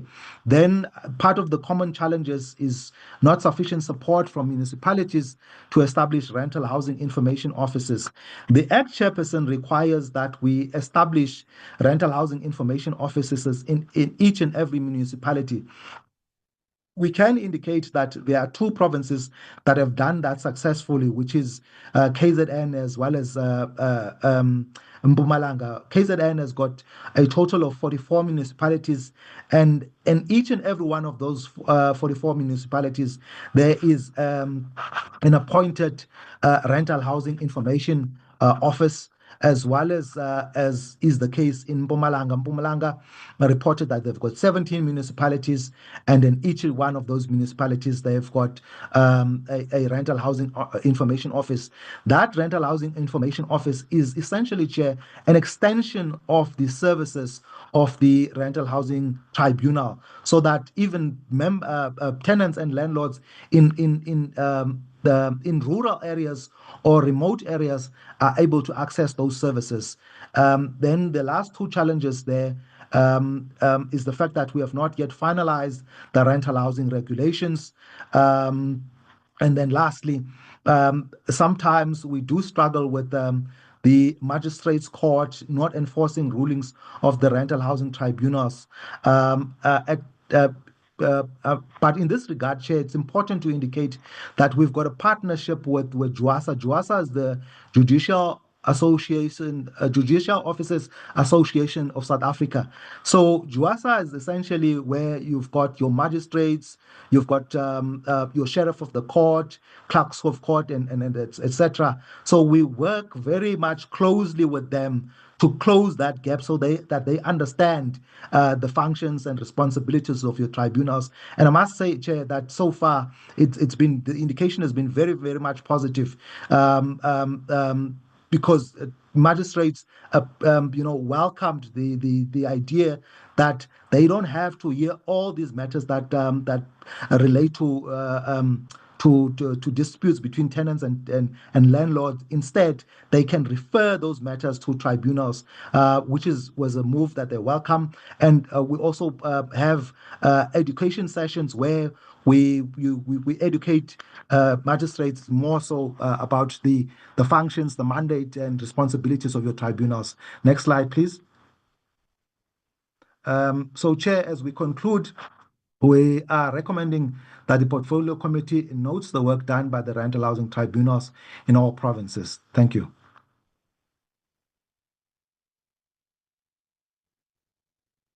Thank you very much. I'm not sure whether DG, you want to say something. And maybe before the DG comes in, I'm told there is a Tribunal Act of what? 2004, which is not being implemented. Am I correct? The Rental Housing Act of 2014. Can you Yes, talk Chair, to that's us the about Amendment that? Act. Is it being implemented? Is it operational? No, Chair, it's not yet in operation. It has been assented to by the President, but the proviso was that it can only come into operation once we have established regulations. And our Legal Services Department is actively involved in that process of concluding the regulations, Chair. From 2014 to today's 2026, 12 years working on regulations. DG? Yeah, thank you very much. I think we need to put the matter in context, Chair. The Act itself is in operation. The principal Act is in operation. There were amendments to that Act, and those amendments needed to be brought into being. And we had to consult provinces around the implementation of this, and it was felt that because in other provinces, by the time the Amendment Act came through, We had not yet even established the initial tribunals, but we focus our strength in as far as getting all the tribunals on board and in getting all the tribunals to be fully functional. And once that happened, we started in earnest, which was about 2 years ago. We started in earnest now on the issue of drafting of the regulations and in consultation with all MECs and provinces, and in ensuring that all stakeholders can also be consulted on the drafting of the regulations. The draft regulations are ready in this regard, and we are still finalizing on the certification of same, and also on a few outstanding matters that the provinces have raised in as far as practicality and the resources that are necessary to ensure that the amendments take full effect. And that is what has been delaying the process this far to get the regulations to be published and to get them on board. So that's the context, Chairperson, around this matter. So I think if you wish to retrace the footsteps, the amendments may have been brought earlier than what was anticipated in terms of the actual funding of those amendments that were contained in there, and more so when all other provinces were not even having tribunals at that stage. So that is really the evolution of the matter. But once the matter was brought to our attention, we stepped on it to make sure that we get, at least on our part, finish what we need to do in terms of getting the draft regulations in place. Thanks, Chair. Thanks very much. I see the minister is still on the platform. I just want to give her an opportunity. The deputy minister has left. She indicated that she's leaving. Just if the minister has some inputs before I allow members to interact with the two presentations. Thank you very much, Chair, and good morning once more. Not really much, Chair. Suffice to emphasize the issue that the DG has just covered on. I already just typed the message to everybody that I will be exiting as well. The meeting starts now at 11. I'm already here. But Chair, I think the two presentation, and the second issue that I want to emphasize is the point that you have raised, that matches the issues are the tribunal is in operation, of course, outstanding the issues that would have been raised as DG articulates. I think we may have to firm up ourselves on our side to make sure that the regulations clearly are developed, finalized, and indicate the areas of development or change that would have been suggested or concluded at the time. It has really taken, Chair, I think, a long shot for us to do that. And I do believe that it's one of the takeaways that as a department we may want to tighten in that space.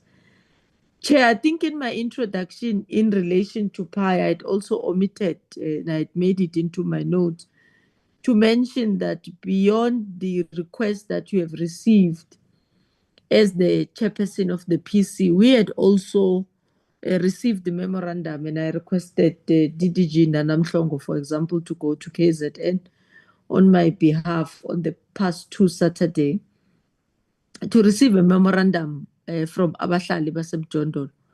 And I think we have received 2 inputs from civil society, which I think it's worth noting to the committee. Of course, they go jointly into the issues that would have been raised. The Office of the Speaker has also received some of the inputs which they've been forwarded to my office in relation to inputs and issues which relates to from civil society, and mostly really pushing back to not feeling to that the legal enforcement and the fines, they view them to be purported to be against them, or to suggest to silence them because they believe that the rollout of land to ordinary South Africans, it's much slower. And in short, they are calling more on government to show cause that this amendment to the PI Act will not be used as a punishment, but also we need to show cause that we are having plans that are properly aligned in ensuring that we avail land and we roll out projects that accommodate South Africans. I think other than that, Chair, I appreciate the opportunity that has been given to us, and obviously the team led by the DG will then assist us in ensuring that we act into the issues that would have been raised by honorable members as they conclude this meeting, to make sure that as the department we take full responsibility of the guidance that the portfolio committee would have given us. Thank you very much, Chair and honorable members, for the opportunity. Thank you very much, Minister, for your input. Just to emphasize that when we meet again around August, like I said, we may need to be briefed on the roadmap, the PI amendment, the PI bill, and also we need to get a bit deeper into what entities are doing, especially CISOs, PPRA, SHRA, and NHFC. But we'll talk to you, Minister, even before we have that meeting on our expectation, and together, like we used to, together we see how we go. Thanks very much for your time. Have a blessed day as you continue with your work for the day. And thank you very much, Chair and honorable members. I so request to exit. Thank you very much. Thank you, Minister. Honorable members, now your opportunity. I see Honorable Dutere, followed by Honorable Poole, Honorable Kachakilwe, Honorable Gamele, and Honorable Frenchman. We will interact with the two reports at the same time, depending on the number of your questions. I'll see whether we take two at a time and get responses, or we take three at a time and get responses. Honorable Dutere, followed by Chairperson. Honorable Good morning, Chairperson and Chairperson. Am I on the floor? Yes, you are audible. Okay, thank you. Good morning to you, Chair, to the Minister and Deputy Minister in absentia, DG, and all the team that supports him, support staff, honorable members. Chairperson, I actually decided to go first, in as much as I joined late because I'm on the road. So I'm trying to avoid the unfortunate probability of having an accident as a result of me being in this meeting. So I've parked on the roadside so that I'm free. Thank you very much for indulging me. Sorry, Chair, our 6:30 flight was delayed due to the weather conditions here in Bloem. So we landed a short while ago. That's why I joined you, but I conveyed a message through our secretary to the secretary of the portfolio committee. And thank you very much once again for indulging me. Chairperson, the first question, I think, on the 2014 legislation, you've already asked, and DG has already answered that. But I think it is important that all the finer details be finalized so that there is greater clarity and certainty around that, because regulations indeed are used to administer any legislation that is in operation or that obtains.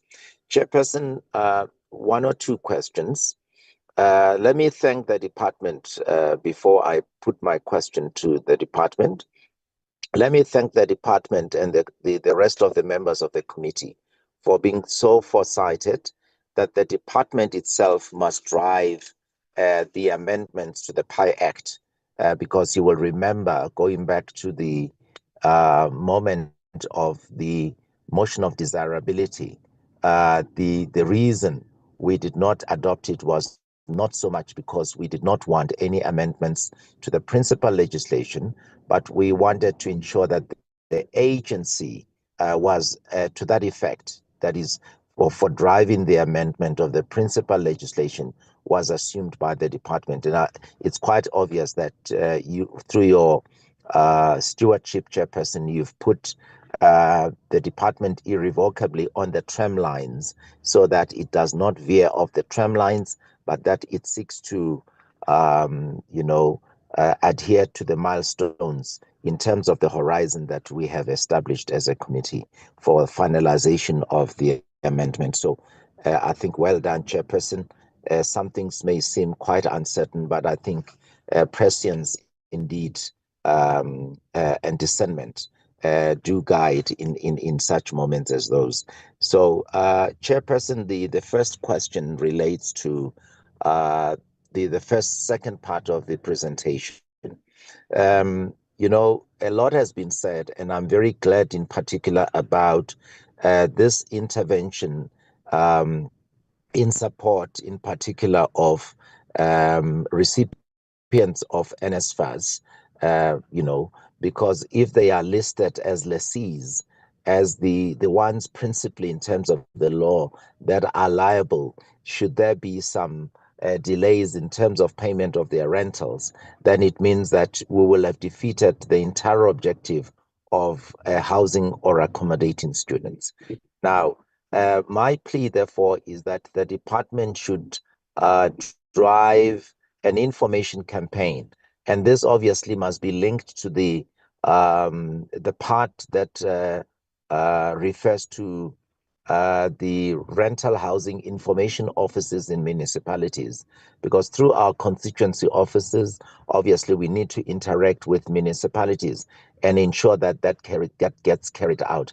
If the department could work together with provinces in respect, for example, of the allocation of informal settlements at phase 3, to ensure that each and every province, at the minimum, drives the process of the upgrade of informal settlements, 10 informal settlements. Surely in terms of Section 41 of the Constitution, as referenced earlier, that intergovernmental spirit, that intergovernmental framework can be used to ensure that municipalities act like the municipalities in KwaZulu-Natal so as to provide, to protect the students.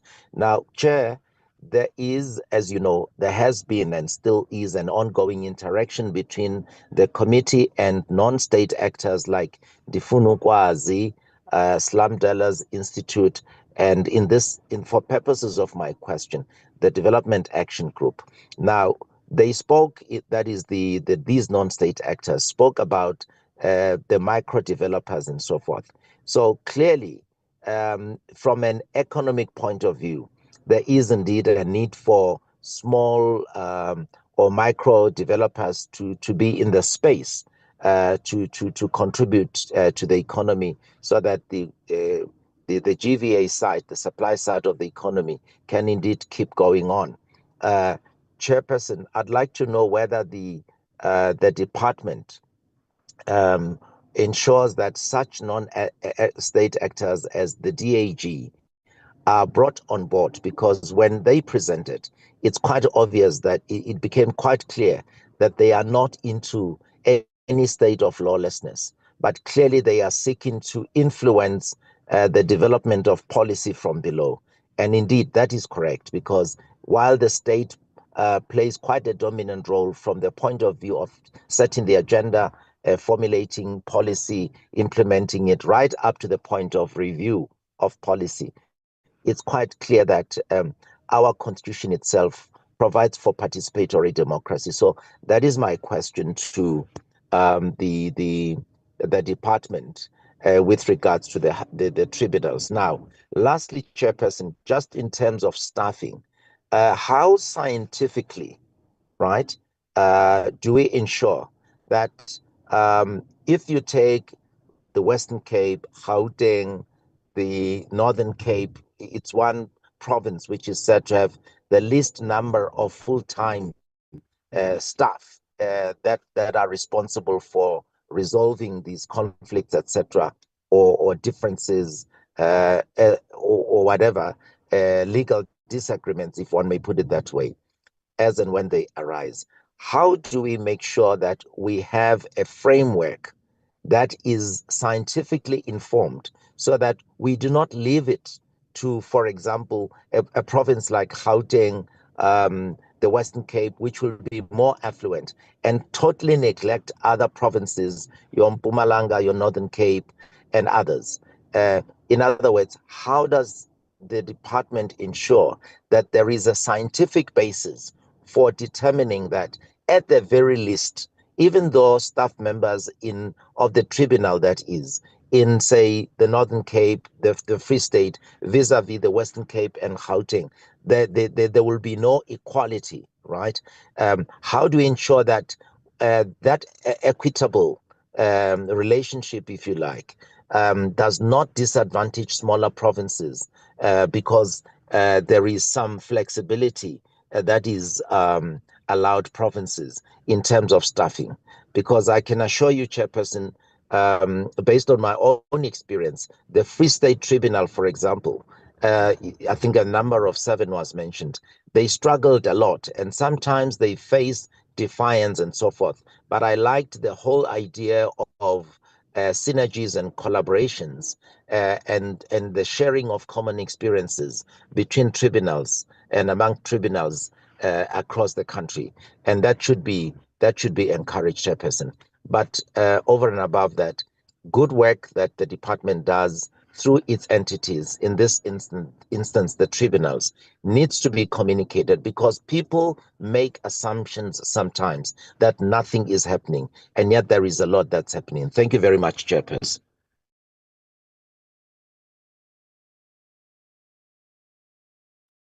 Thank you very much, Honorable Ditebe. Honorable Poole.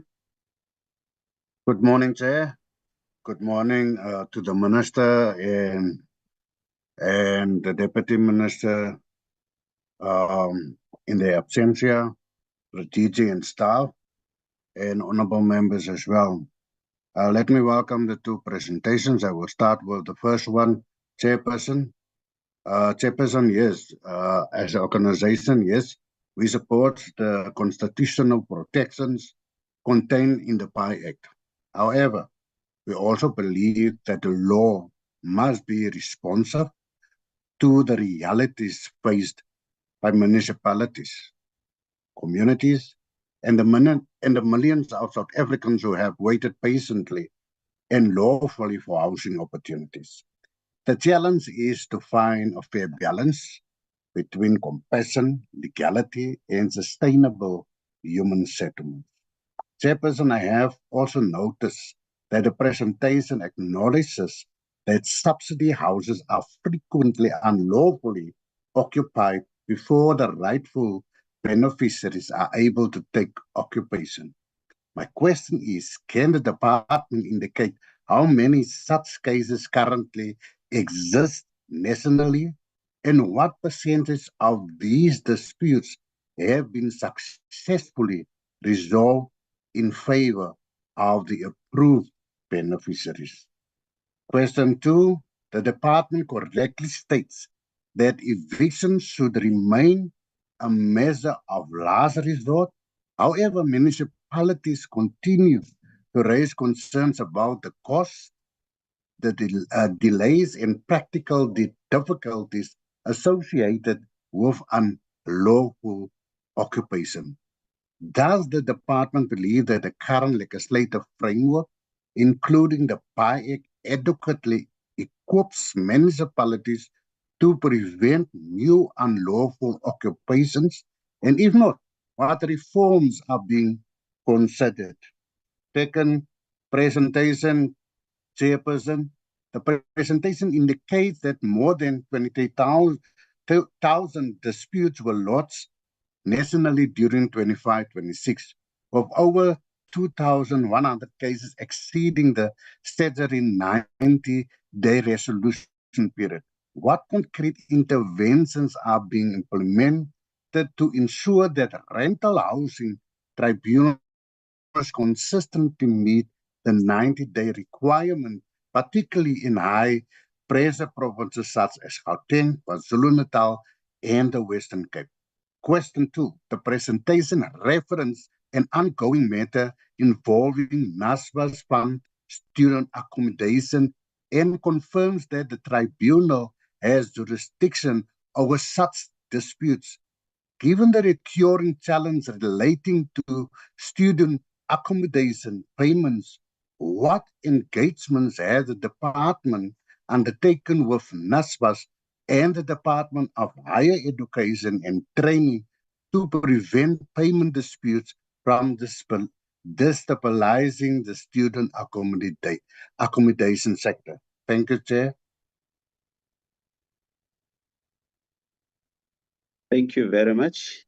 I think there are a number of questions. I don't want us to miss some. Let me allow the DG and his team to answer questions from the two honorable members. Then we'll continue with other questions. DG?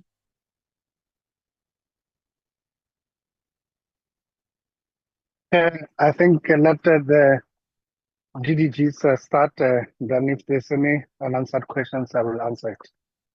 DDG Mhlongo.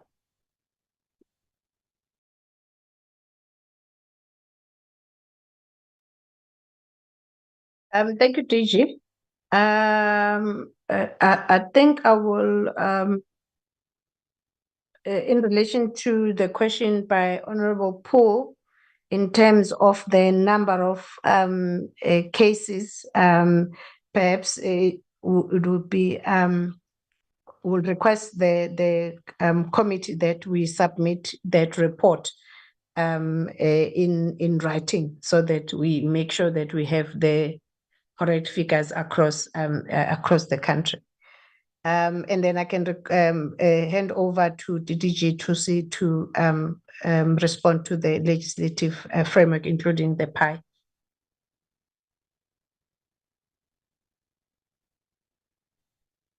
Thank you, Chair. Can I please hand over to Mr. Masengola to respond to the legislative questions? Thank you. Thank you, and good morning to Chairperson, members of the Portfolio Committee, DG, and colleagues.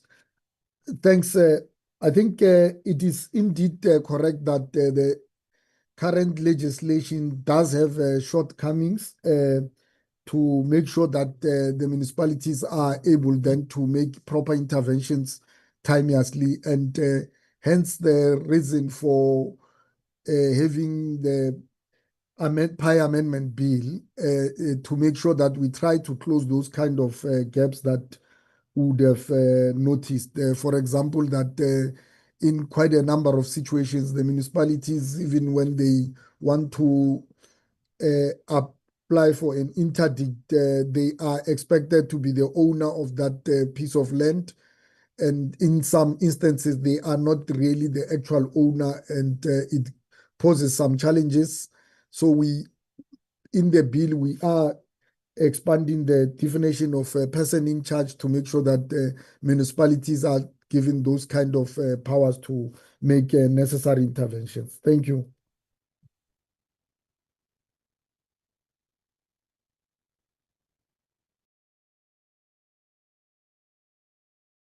Chairperson, if I may come in on the second presentations with regards to the questions from both Honorable Ditebe and Honorable Pool.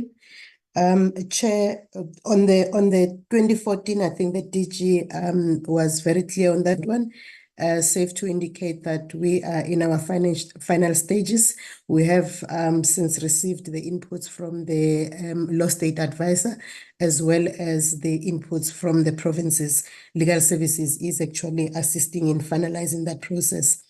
Chair, we welcome the inputs and the suggestion from Honorable Ditebe with regards to us considering driving the information campaign in as far as the work of the tribunals are concerned, but also with regards to the appointment of the municipal tribunal officers so that they can be able to assist in this regard. We will look into that.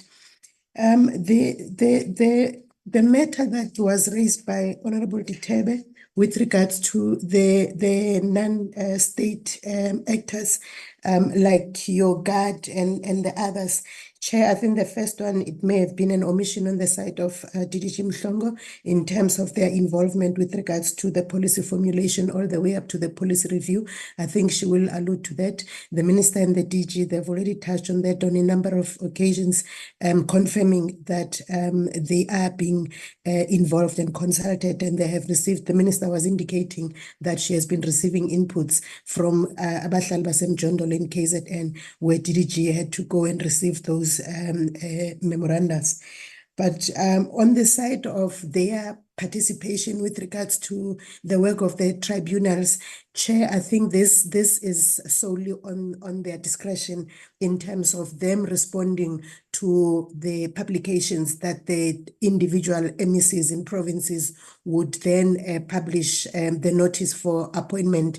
I think the presenter did indicate, Sean, that the recent one was from Mpumalanga. The MEC from Mpumalanga has published on one of the national newspapers, and they have to respond and show interest in participating. And ordinarily, we would be looking through the MECs, we would be looking for people who have expertise with regards to your legal practice, your consumer affairs, housing development, and property management. And they are participating in that space. But are they responding when there are these such notices on these publications? We don't know, Chairperson, but it's a space that is open to everyone. With regards to the framework on the staffing of the support members for the tribunals, Chair, I think this one we will look into it, but members would recall that when Sean was presenting, it was very clear that these are your ordinary staff members within the departments, in the provincial departments. We were clear to say they are appointed through the Public Service Act. And they are, you find different cases in different provinces. In some instances, you do find that due to financial constraints or in terms of the organograms, such support is not properly catered for. But in terms of us providing guidance, yes, we continue to provide that guidance, and maybe we may have to look at the framework as suggested and see if we can be able to influence that particular staffing process. The questions that were raised by Honorable Poole, I think there's one that I missed. If my colleagues did capture that, I'll request them to step in and assist with the responses. But where Honorable Poole is asking as to whether the approval, maybe the favorable outcome of the tribunal's processes, whether it does actually lean more towards the beneficiaries who are approved in the rental space. We may not have the figures, but yes, there has been instances and quite a number of instances where the approval or the decision or the outcome of the tribunal is in favor of the tenant. The very first example that we cited under the notable cases, Honorable Poole through Chairperson, is one typical example. Even the second one and the third one, it does show that in instances where there is violation of the contractual agreements, especially even on the side of the landlord, and that matter is being processed fairly, then those tenants have actually received favorable outcome to the extent that they have been financially compensated, because then the conditions were not favorable, or the landlord did not honor their part of the legal obligations in terms of the contract.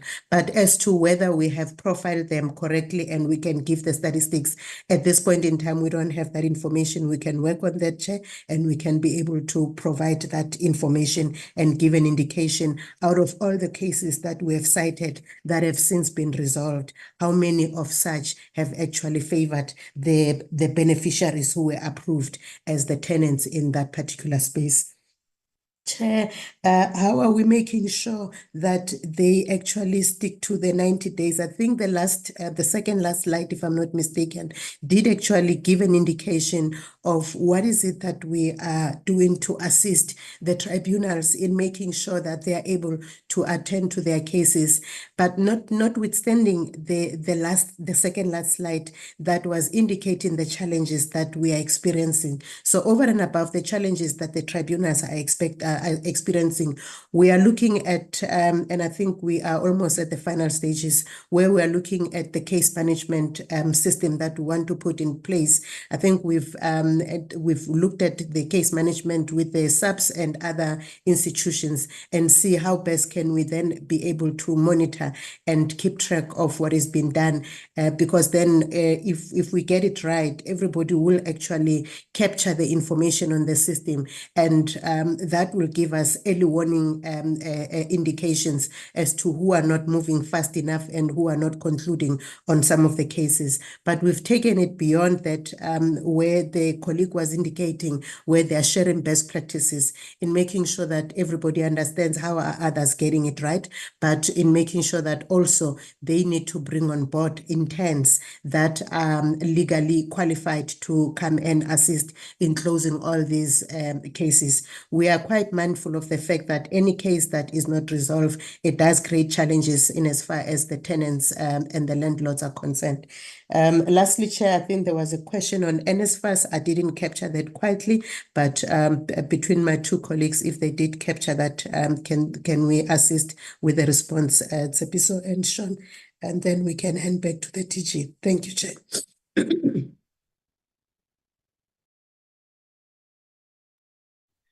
Let me come in, Chairperson, through you. Thanks, TDG. TDG, let me speak to the matter that was raised by the Honorable Paul regarding engagements with NSFAS. I think it would be important, Chairperson, to indicate that last year the DG established a task team on challenges experienced by NSFAS funded students. And that task team, Chairperson, is composed of ourselves here at the National Department, all 9 provincial rental housing tribunals. And a key amongst others, that task team is it deals directly with representatives from NSFAS. That's where we lay down all the challenges that are experienced in all of the 9 provinces, and we then engage NSFAS on measures to reduce the disputes that emanate from NSFAS funded students and their respective landlords.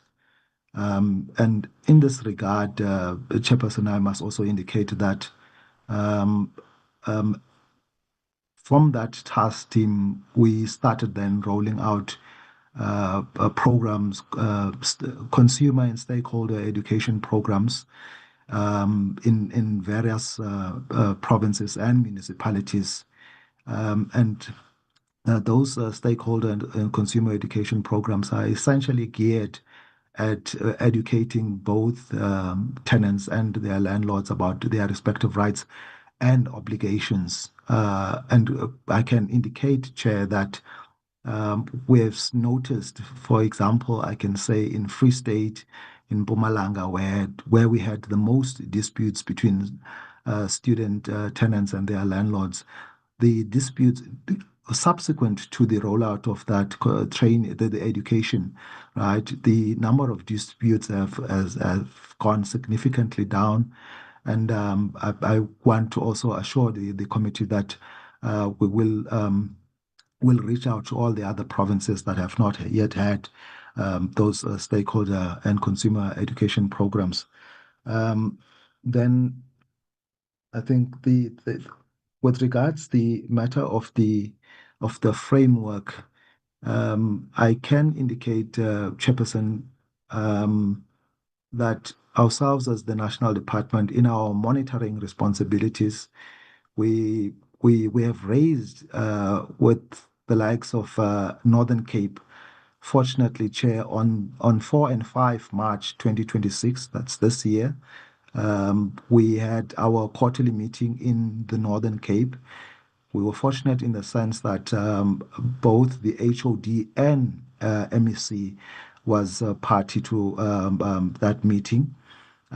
So we did indicate to both the political principal and the HOD that the staff composition of that specific rental housing tribunal is certainly not desirable, and we were very much pleased with the commitment that we received from the political principal and the HOD to look into that matter. And in addition to that, Chairperson, lastly, I want to indicate that in the most recent meeting of tribunals that was held in East London, it was held, I think, 4 and 5. Those are the days that we normally use, 4 or 5 of this month, June. No, I'm mistaken. I think it was 11, 12. Yeah, 12 June, around there, in June this month. Now, one of the things that we discussed in that meeting was that we have to develop an organogram that indicates the bare minimum of staffers that are required to run a functional and efficient rental housing tribunal. Equally so, the other organogram must then indicate the ideal staff composition that a tribunal would require. So, Chairperson, having received that directive from the 9 provinces, I can indicate that as a national department, we are very much seized with that responsibility, and will provide feedback to them in the next quarterly meeting that will be held in Gauteng. Thank you, Chair.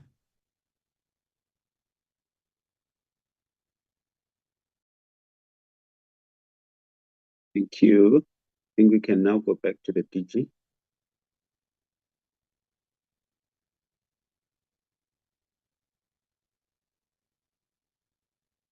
Chair, thank you very much. My colleagues have covered, I think, all questions. I've ticked everything that I noted. Okay. Honorable Kgekilwe, followed by Honorable Gamede. Thank you, Chairperson, and good morning to DG and the delegation from the department, our support staff, honorable members, good morning. Chairperson, let me welcome all the presentations. They were well crafted and presented and simplified to us. I have some questions, but I will start with the tribunals. Chairperson, Gauteng is doing very well. Out of 4,946 cases, they've managed to resolve 3,503 cases, which is 75% of them. So maybe for the provinces like KZN and Free State, they need to go and learn from what is happening in Gauteng. And Chairperson, let me applaud my province, Northwest. Out of 821 cases, they managed to resolve 550. They are at 67. And most of all, they are at 0 backlog of cases, backlog over 90 days. At least for once, our province is doing well. And then Chairperson for KZN and Free State, what are their challenges? Because KZN is at 31% out of 4,811. They only resolved 1,500. And then Free State, with 1,190, they only resolved 2 cases at 22%. What are their challenges? And what support is the department providing to make sure that these 2 provinces, they improve in their performances? And then the worst part, Chairperson, Free State, they have 7 members, 5 and alternate members, but they are still not performing. I just want to find out from the department is it advisable for the Free State to continue with the very same tribunal members looking at the performance of this tribunal. And then for the Northwest, 1 person has resigned. I don't understand why can't they replace that one with an alternate so that they continue with their 5 members. Chairperson, I also had a question with regard to the rental housing regulations, but I know that the DG has responded to it. But now I want to know how soon will they be released and distributed? And then the term of office of tribunal chairperson, it has been indicated that it's only for 3 years. I just want to find out is it possible for members to be appointed in the next term, or is it strictly that they serve for 1 term and other team will come? And then when it comes to the strategies to prevent illegal occupation, Chairperson, all those strategies are well set and crafted. And if they are going to be well implemented, they are really going to assist. And let me applaud the department for coming up with these strategies. And with regard to community trainings, I'm not sure who's going to take the responsibility. Is it the department or the municipalities? But those issues that are covered, they will assist a lot for most of our provinces. And then, Chairperson, I only have 1 strategy to add, because what I've recently seen in Vryburg, the first 20 completed houses, they are handed over to the beneficiaries. So I've noticed that strategy is preventing a lot of illegal occupation, especially when it comes to our RDP houses. Chairperson, thank you very much. That is all that I wanted to say. Thank you very much, Honorable Katakile. Honorable Gamede. No, thank you very much, Chairperson. Chairperson, let me first greet the portfolio committee led by yourself and also the support staff. Let me also greet the DG who is now leading the delegation after the minister and the deputy minister has left.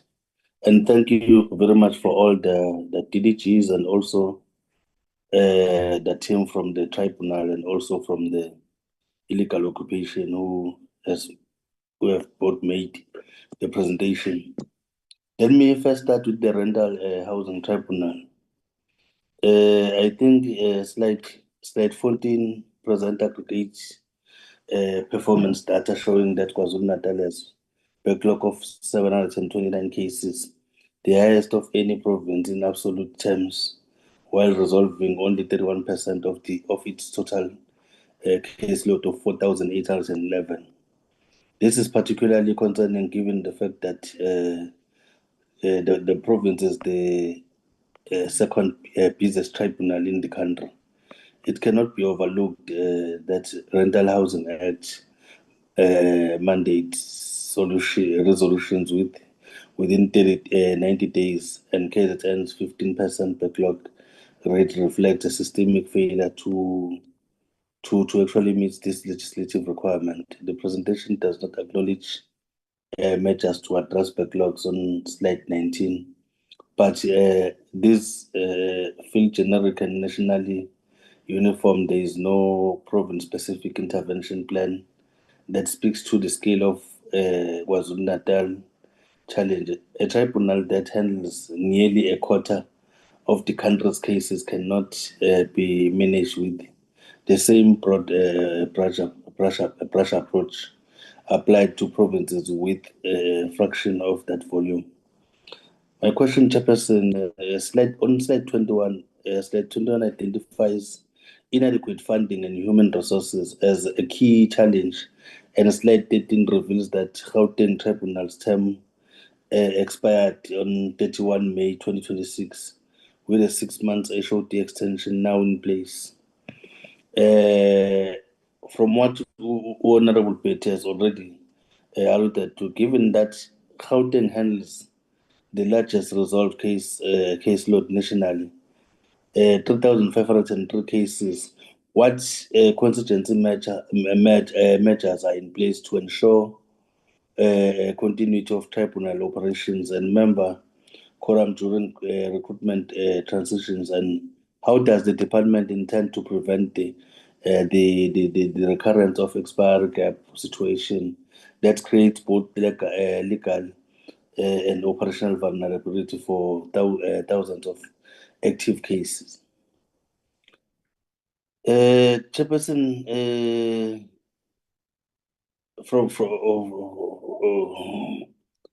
I think the presentation's sole recommendation on slide 22, that the portfolio committee notes the work done by rental housing tribunals falls critically short of what the data demands.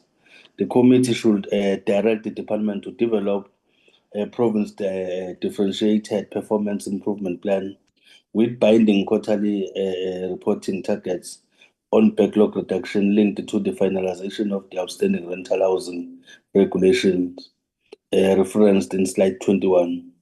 Furthermore, given the confirmed quasi-judicial status of tribunal rulings under Section 13 of the Act, the department should urgently engage the Department of Justice on a formal enforcement protocol to address the persistent failure of magistrates' court to give effect to tribunal orders, a challenge that fundamentally undermines the entire system's legitimacy.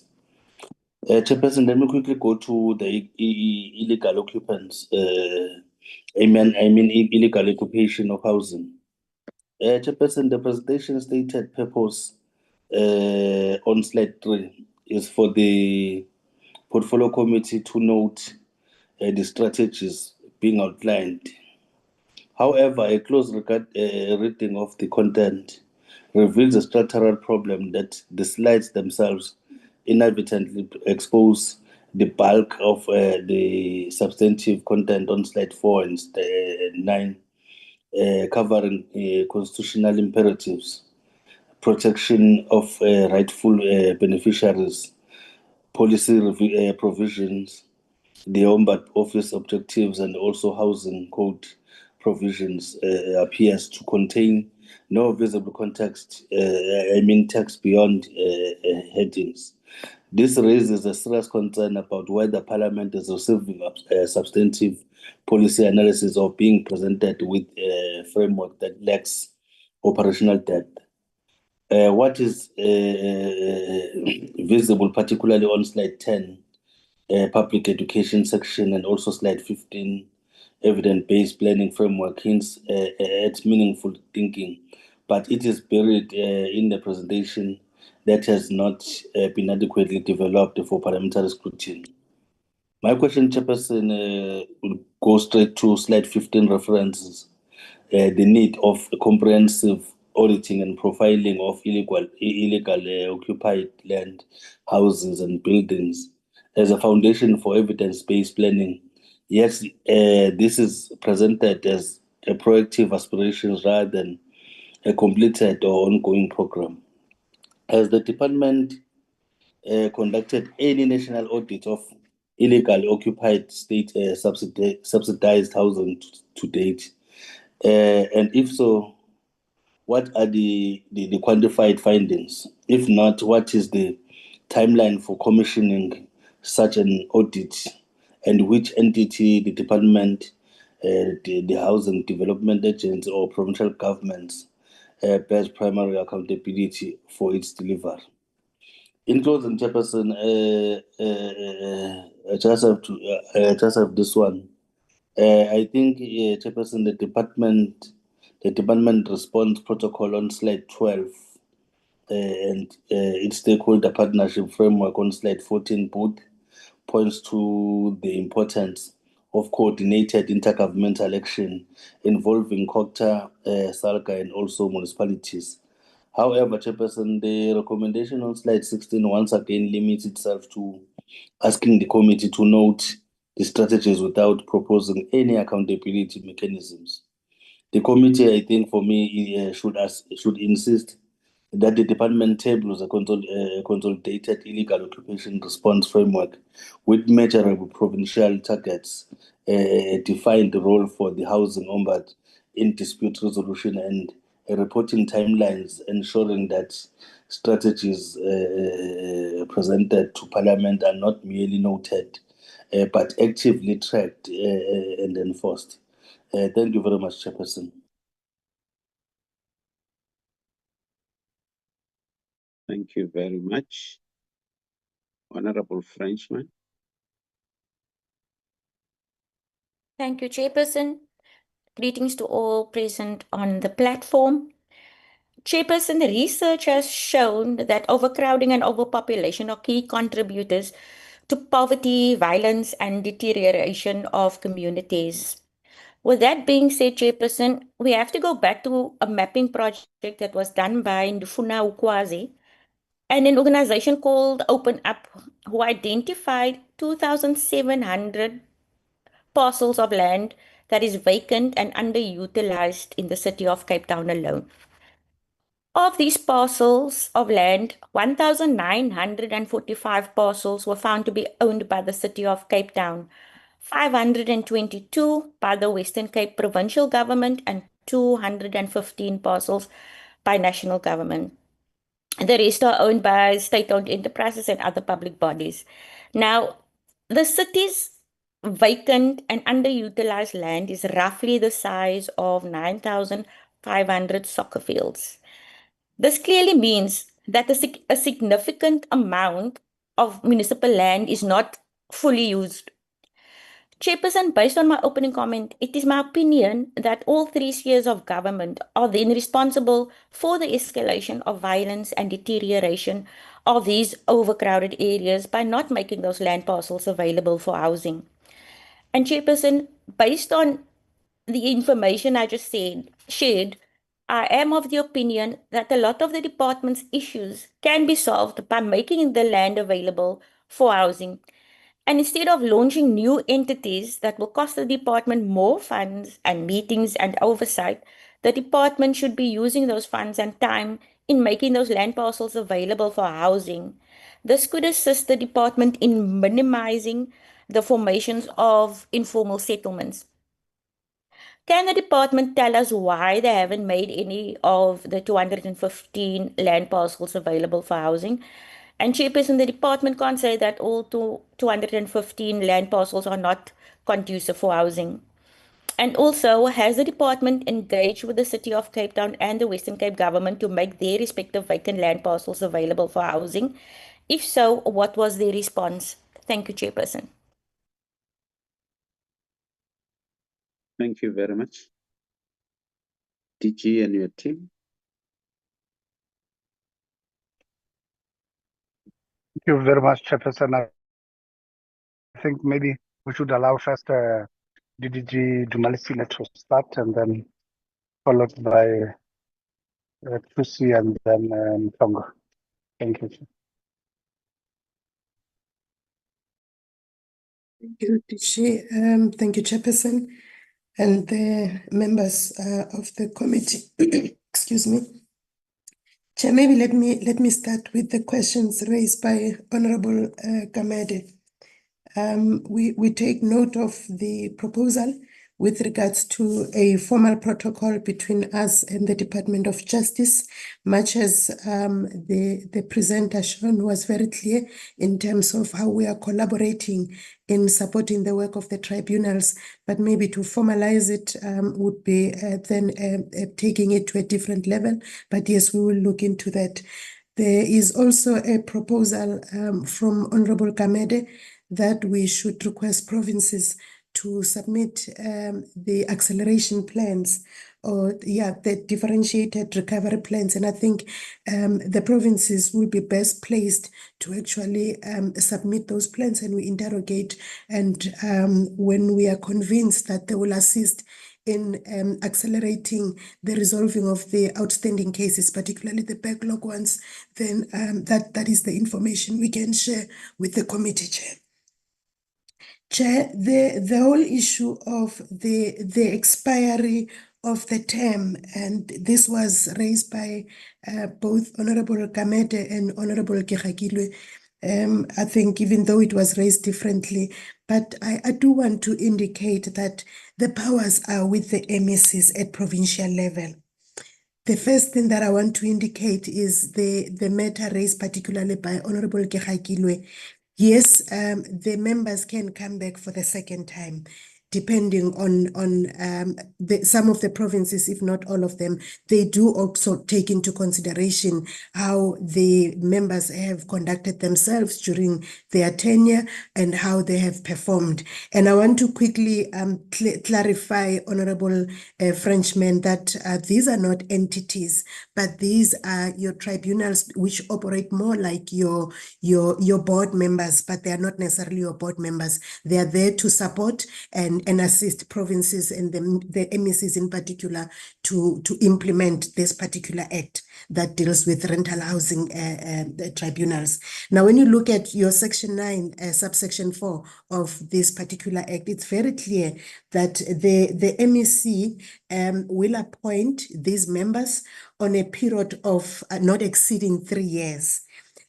But when that has expired, the members can actually be reappointed depending on how the MEC looks into that. So there has been a number of members in different provinces that have served for 2 terms, but they can't go beyond 2 terms. Even the second term is only 3 years. The first term is 3 years, the second year is 3 years.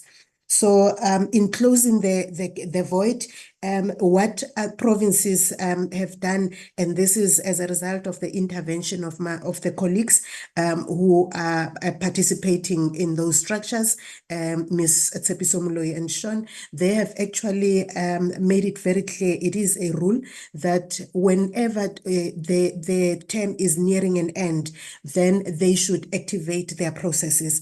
And that's why you see in this instance, Gauteng has extended so that we avoid any potential void in as far as the members are concerned. And Western Cape has already started the process. Actually, they're almost done with the process. But when it comes to the Northwest one, maybe my colleagues will be able to clarify as to what is the reason.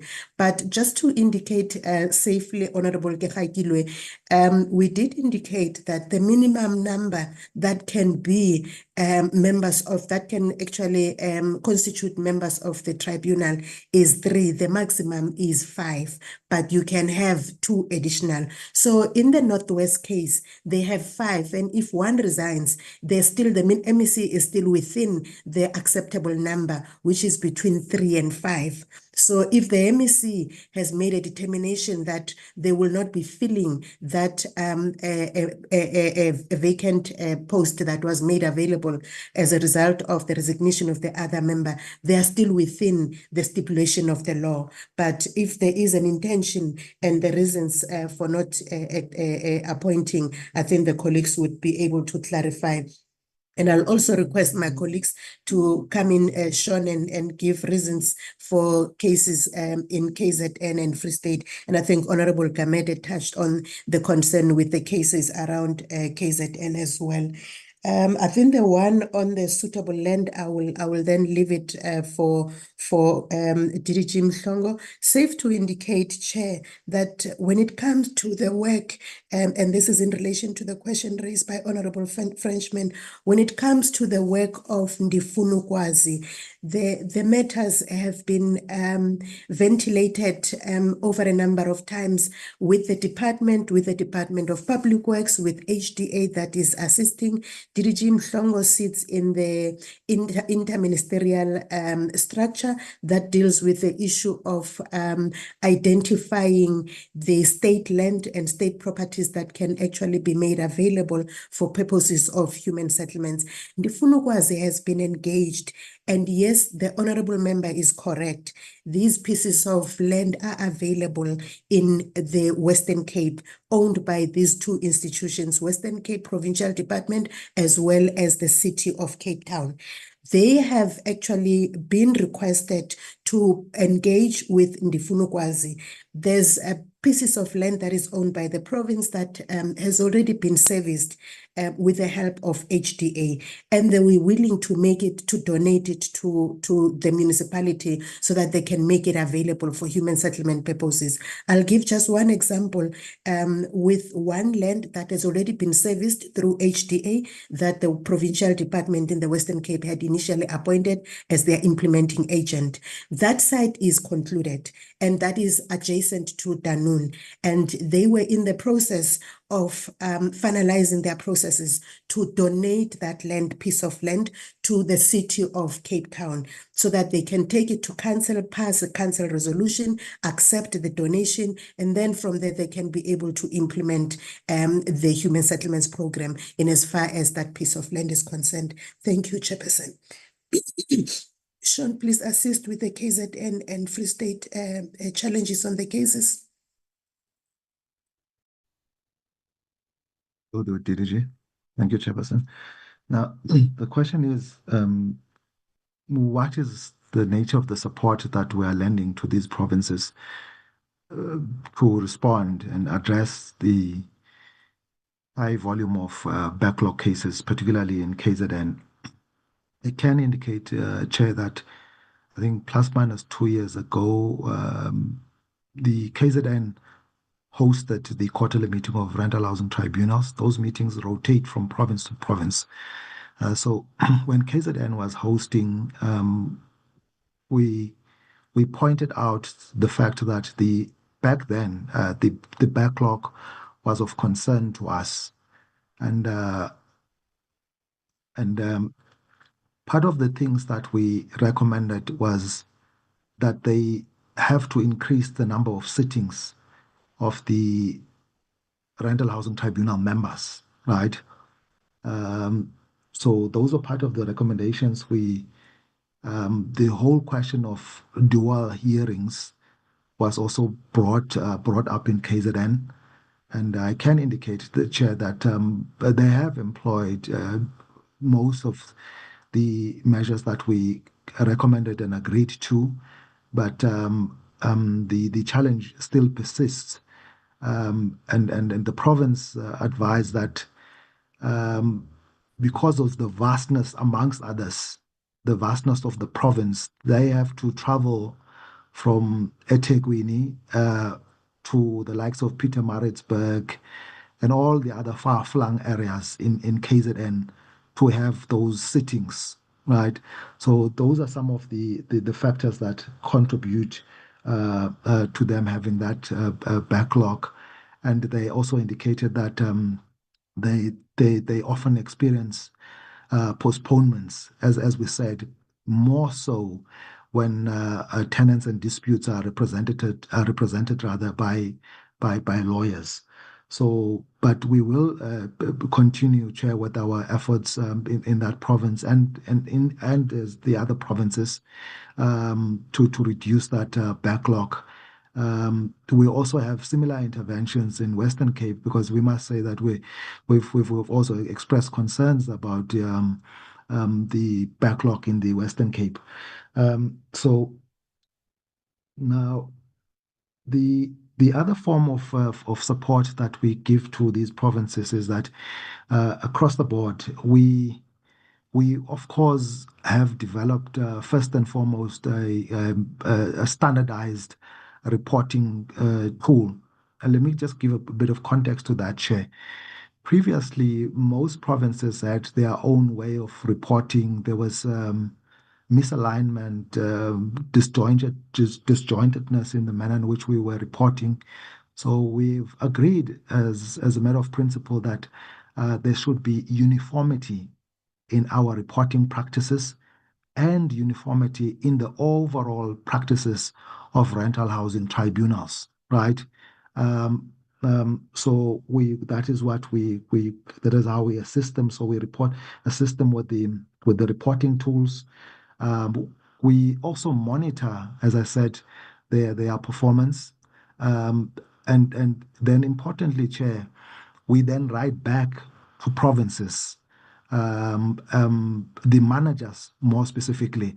Those letters would be going to, for example, the chief directors. It is signed off by our chief director, and they go to the her counterparts in all the other provinces, wherein we highlight the good practices that we've experienced in those provinces, but also we then point out the shortcomings. And importantly, we then indicate as well the recommendations, the recommended actions that should be, taken up by those provinces to turn the situation around. So I thought, Chair, I should just reflect on those, the nature of the support that we provide to these provinces. Thank you.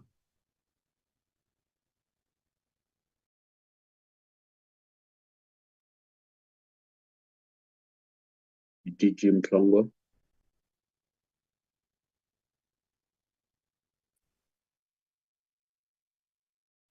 Thank you very much, Honorable Chair.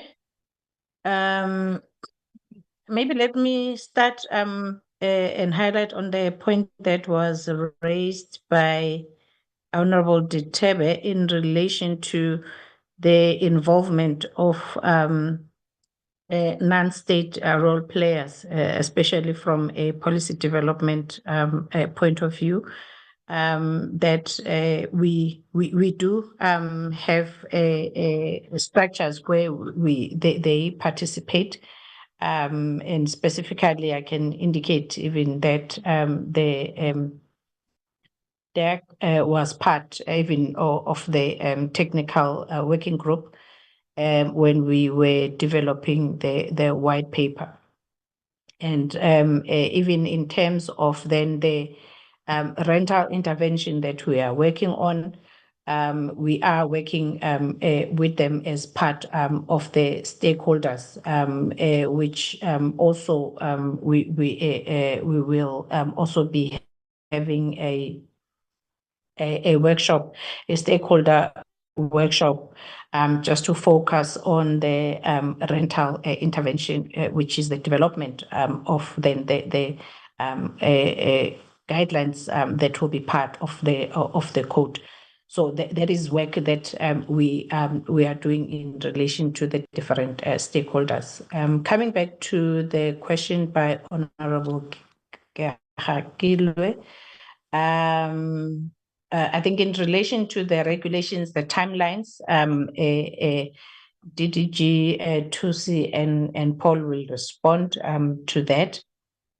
But also then when it comes to the community training, the direct responsibility is for the provinces as well as the municipalities to provide that the training in terms of the communities. But as a department, we do provide support through the advocacy role with the provinces as well as the municipalities, especially when it comes to the understanding and the correct interpretation of the prescripts of the code going forward.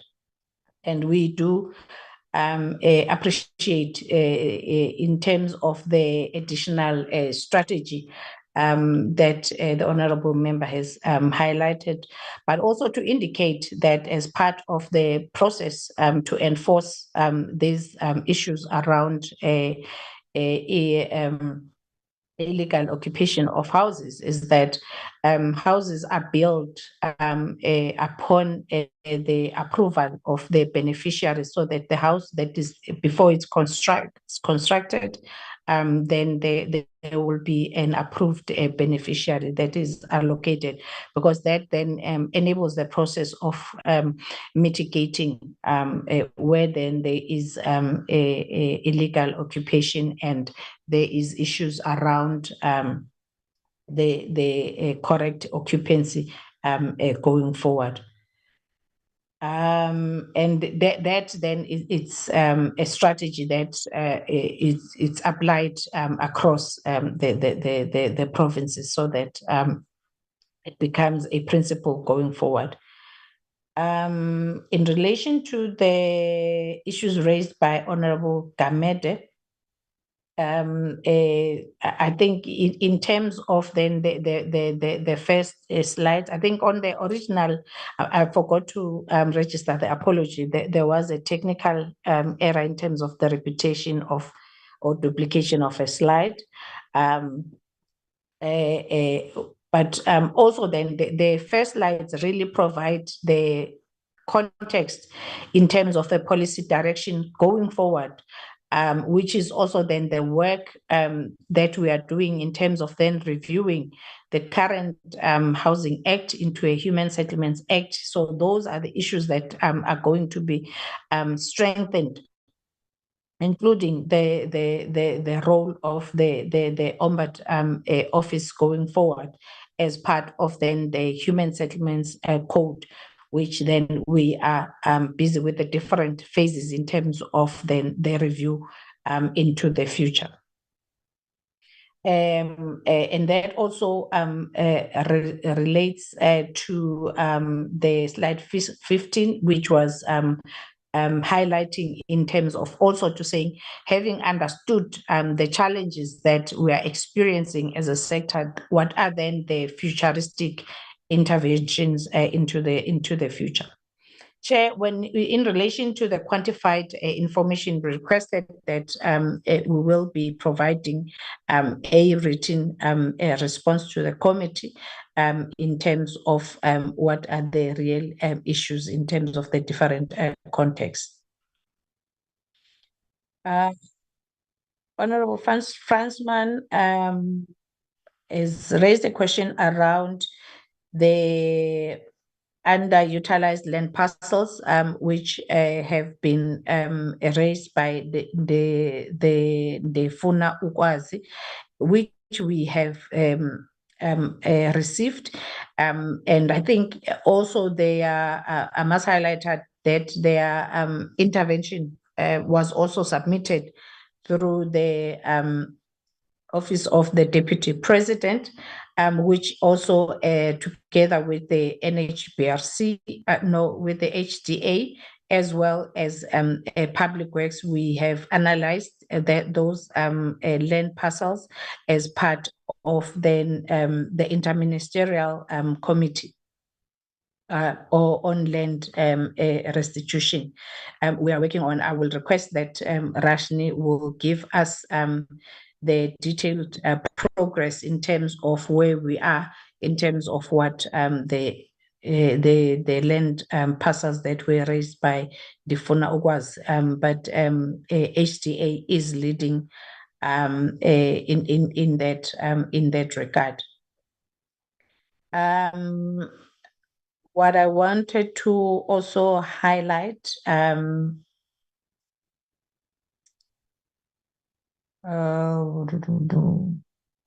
is to indicate, Chair and members, that there are structural problems that are identified where then municipalities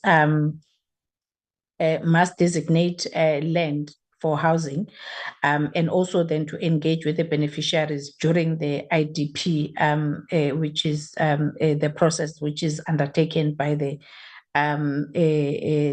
municipalities. But also then to saying where then there is a land in terms of the strategies to deal with prevention of land invasions, there is funding that needs to support and considering the financial constraints that government is faced with, it becomes a challenge. But going forward, as part of the white paper, there is a proposal that there will be a land assembly release and auditing, which serve as the proactive measures and guiding of SACs before any court intervention in those. So those are the proactive strategies that we have already identified as part of then the white paper, but also then to have then a clear auditing of the land parcels going forward. With your permission, Chairperson, I will request that Rashni just give us the progress in terms of then the land parcels that were requested by Ndifuna Ugwas. Thank you, Chair. Good afternoon, Chairperson, through you, Honorable Chair. Good afternoon to Minister and Deputy Minister in absentia, as well as honorable members and DDGs and colleagues. Chair, just an update on the request from Ndifuna Kwazi. Had put in a request for around 1,789 hectares of land that they had identified across the Western Cape. Specifically for the city of Cape Town, it was about 638. I think, Chair, the numbers I have can be updated. The HDA facilitates this process together with the city of Cape Town Public Works, as well as other relevant stakeholders. Of the land parcels that were requested by Ndifuna Kwazi for the Western Cape, it's about 22 properties in total. Out of there's 12 that's recommended for human settlements development purposes. All of that land parcels that has been requested is publicly owned land, but only 12 of those are available for human settlements development purposes, and 9 of it is not. In respect of the city of Cape Town, those land parcels that are not recommended, so the HDA undertook some feasibility assessments together with the city and the province. Those land parcels that are not designated for human settlements development are land parcels that are either owned or for the use of military purposes, which the Department of Defense has cautioned that it would not be possible because there's existing facilities on those parcels of land. However, the Wingsfield property that is owned by Department of Defense, 33 hectares of that land parcel can be availed, which then the HDA and the Department of Public Works are working with Defense to facilitate that release. The city also requested, Ndifuna Kwazi also requested other land parcels within those 22 land properties. I've touched on the military land parcels. There's land parcels that have been designated for a parliamentary village that the HDA has indicated is not available, as well as magistrates' courts. The province has indicated that several of those land parcels, the 9 of them that are not available, have also been designated for schools as well as sporting facilities. So, Chair, that's just a brief update, but we can also avail the latest figures. I know that tomorrow there's a meeting with the HDA and the city as well as Ndifuna Kwazi to provide the update of the latest developments on those land parcels that can be released. Safe to say also, Chair, I just wanted to indicate that the city has gone ahead, specifically in Khayelitsha, to service at least 2 parcels, 2 properties that were identified by Ndufuna. They have gone ahead and serviced that, but they're now waiting for the release of that land from DPWI to be able to then proceed with top structure construction. Chairperson, that's just a brief update on where we're at with those parcels of land. Thank you, Chair. Honorable Chair. Thanks very much. DDG Tusi. Good afternoon once again, Chair and the members. Regarding the regulations, Chair, we are finalizing the regulations and we will be submitting them or presenting them, Chair, in the 3rd quarter of this financial year to Parliament. Thanks, Chair.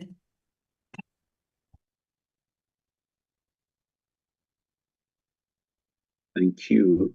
Can we go back to DG now?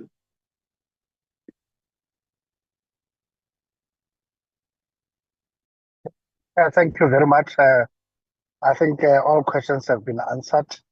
Chairperson, just to indicate and reiterate that I had asked legal services, really seeing that we have a limited capacity of legal drafters in our legal services division.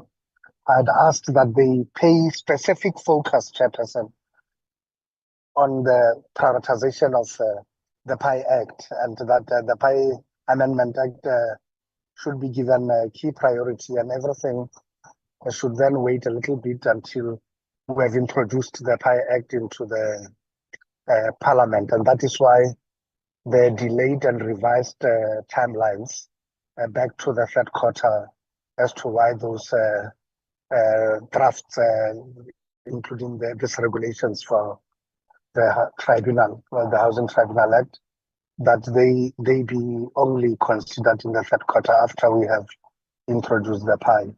We would become hypocrites if we say to the leader of government business that the PI Act be treated as a priority bill, and yet we dilly-dally around it and do not finish it according to the agreed timetable with the Parliament and the Office of the Leader of Government Business.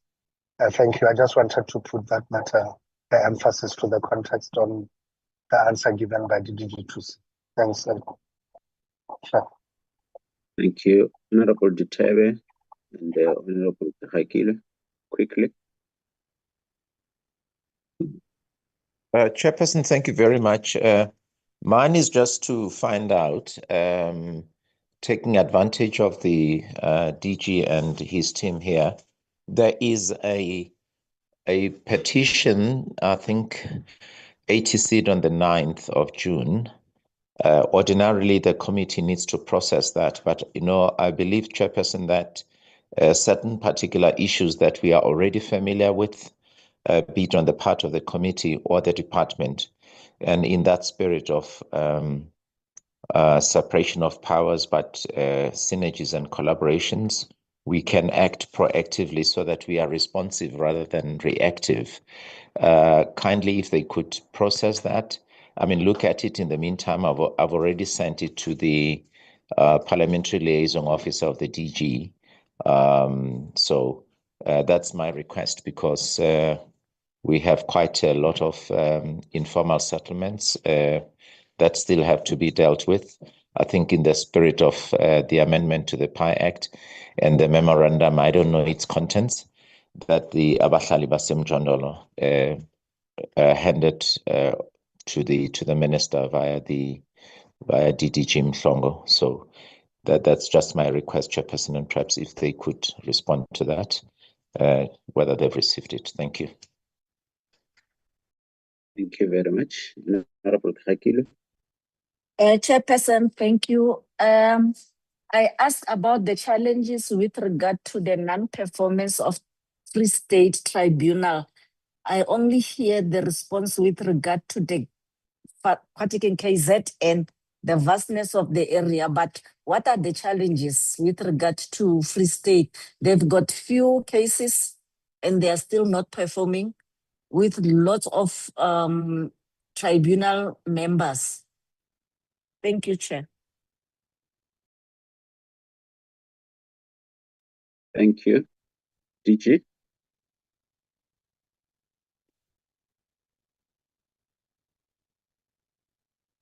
Chairperson, can we please kindly ask Mr. Sean Mulanzeli to respond to the specific question about the tribunal in the Free State?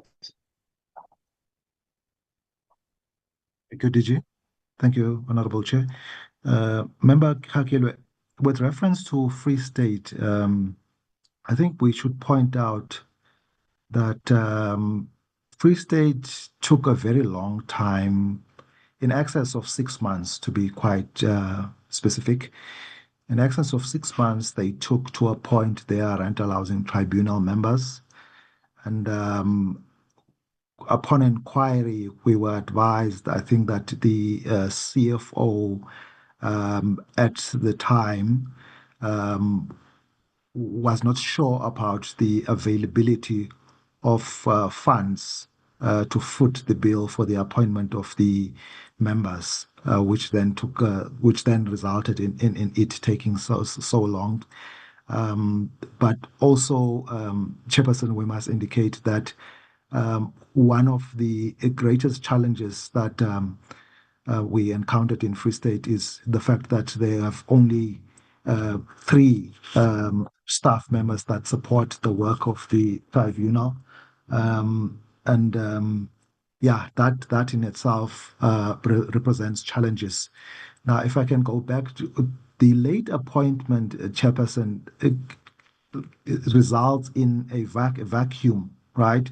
So the cases then pile up, which generates a backlog, and which is what would explain the backlog in the Free State province.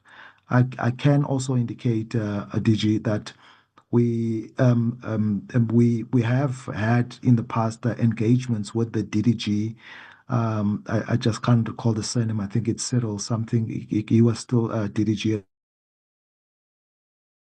at the time, as well, and the members of the Free State Rental Housing Tribunal of the time. So there are still ongoing efforts on our side, Member Gilwe, to support that rental housing tribunal in Free State. Our last meeting with them was in March, where we met also with the chief director there and highlighted these concerns with the backlog, and there was indeed a commitment on their part to address them through those measures that we have already highlighted, dual hearings, virtual hearings, and of course increasing the number of days on which the tribunal members sit. Thank you, Chair.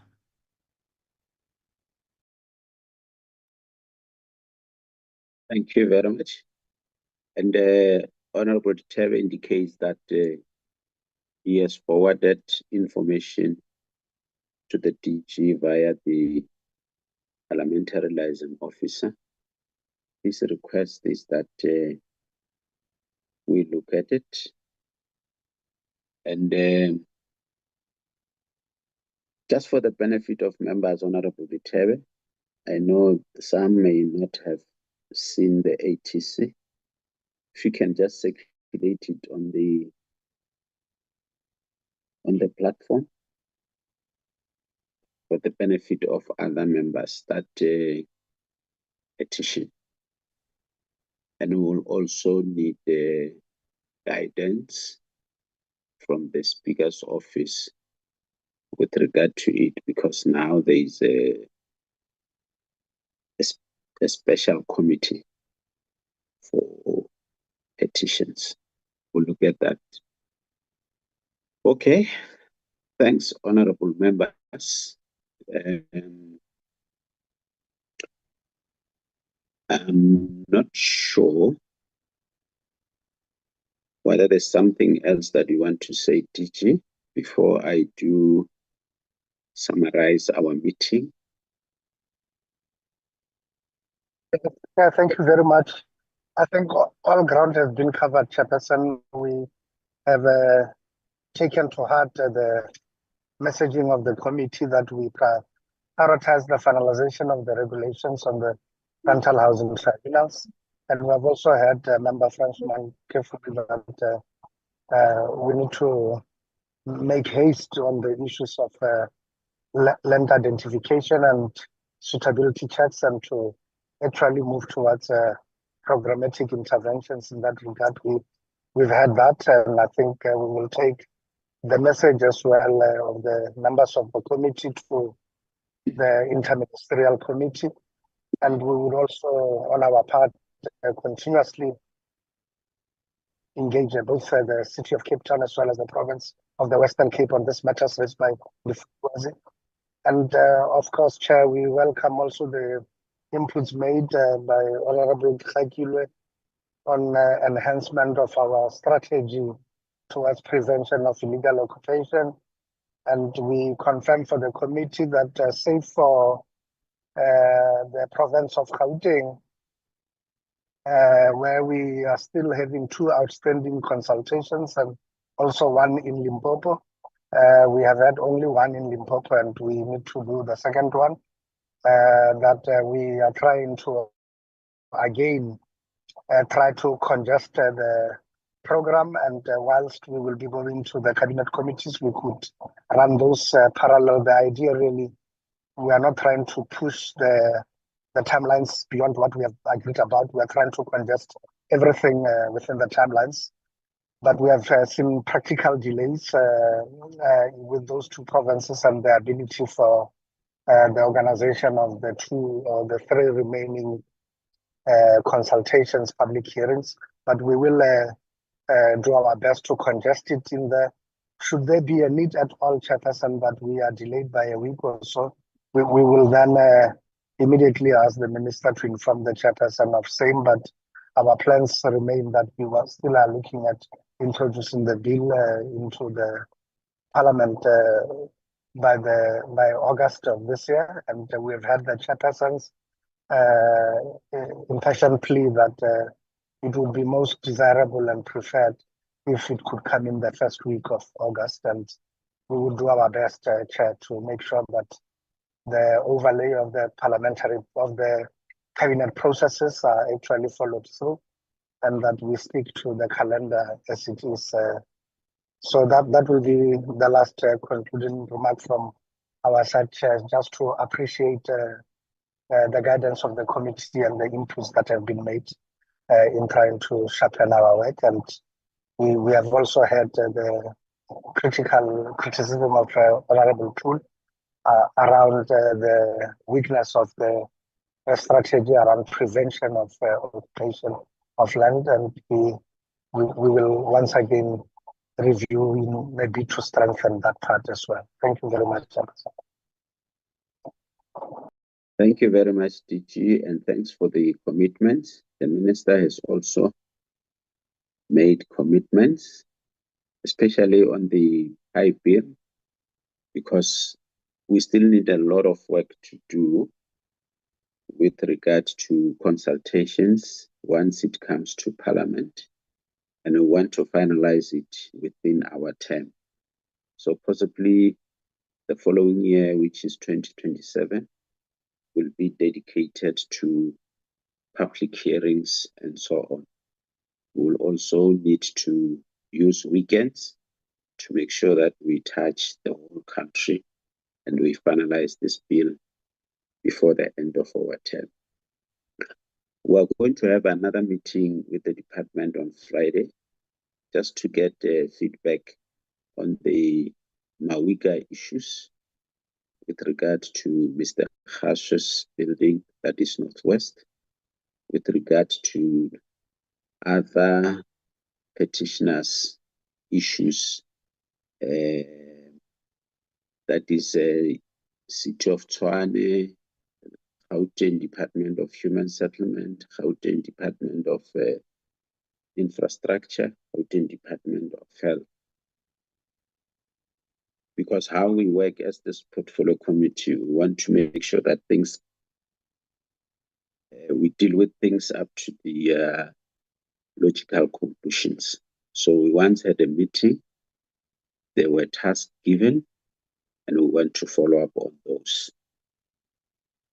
That would be our last meeting on Friday. Then we'll have meetings again in August. And DG, I think the first 2-3 meetings, we want to focus on the entities. Our research shows that some of the entities like CISOs, we are worried about their going concern, vacant positions in terms of leadership, transformation, and so on. We also have SHRA. We still have an outstanding meeting with SHRA.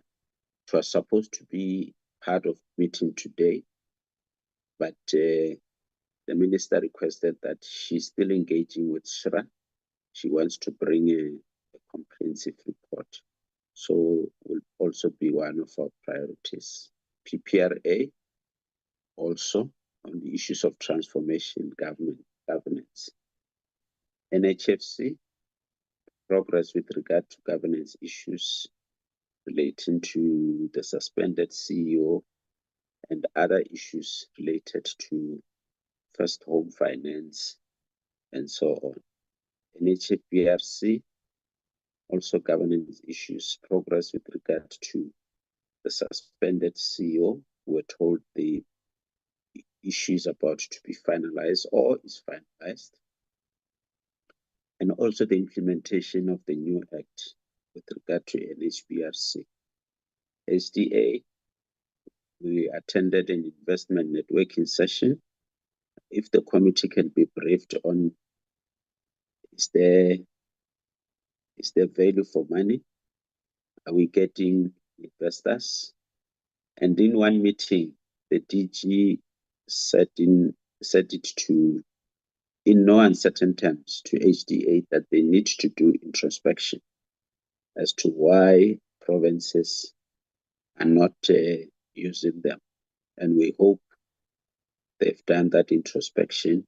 We'd like to get a feedback on that, because I still get reports that even municipalities are refusing to use HDA. They would rather use DPSA. So we need to look at that. I hope they've done their introspection. Again, we'll also focus on the provinces that we did oversight: KZN, Free State, Northwest, and Gauteng. Gauteng, especially with regard to Slovo Park. Progress there too. KZN, Free State, and Northwest, we had a meeting last, and there were issues that were still to be processed. And then we just want to close the chapter. So around August, September, we'll also need to have these meetings just to get feedback. So your provincial champions, DDG Nana, the CFO, DDG Dumalisile, Northwest, DDG Nana Mhlongo, KZN, and the CFO, Free State, if they can start interacting with those provinces so that we get, I think it will be a final report after our oversight visit, because we don't do oversight for the sake of doing it. Issues that are identified, we agreed upon, we need to make sure that they are taken forward. Having said that, thanks very much, DG and your team. Chairperson. Yes, Honorable Gamede. Thank you very much, Chairperson. I just wanted to press upon the committee and also especially in the presence of the DG. You know that I'm glad that today we were discussing the issue of illegal illegal, what you call illegal occupation. But that issue that yourself and myself always deal with it from time to time, that issue of Mhlathuangwenya in KZN. I'm pleading with the DG so that you can talk to the HOD and also especially the HOD and the mayor in eThekwini, because they do understand. I think we spoke a lot about especially the section 26 of our constitution. In as much as we do agree that we don't accept the land invasion, we don't support the land invasion, but there must be an amicable way. Yourself and myself, we even deal with these issues on Sunday. You remember this one other Sunday where the family members were in church, but with working with you and also the HOD in eThekwini, we were able to help the community members because these people, they just come as and when they like, and they try to hide their faces in what they do. Can we work together and make sure that we resolve this matter amicable? I just wanted to press that one. Thank you very much, Chairperson. Okay. Honorable Let me Gamed, you have now decided to remove Ubaba behind you. Now I can see the head of the minister. What is going on, Ra? No, that is a side discussion. DG, sorry. I just want to make sure that you have an insight of what Honorable Gamete is saying. If not, Honorable Gamete will need to give the DG more information. DG, do you have insight of what he's saying? Thank you, Chair. I'll take the matter up with Honorable Gamede. Maybe he can fill us in what the matter is all about. Thanks, sir. Okay. Honorable Kakile, there was a ruling by the Deputy Speaker. I think Honorable Gamete will tell you about that. Let me release DG and your team. We remain as a portfolio committee, of course, always we remain with PLOs just to deal with the issue of minutes. Secretary, can we have minutes?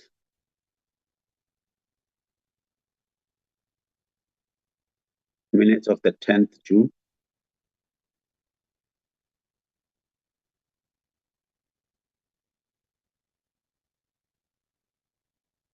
Yeah, there is it. Minutes of the 10th June. The minutes were sent to honorable members. Agenda, let's scroll down. Oh, Tsepo.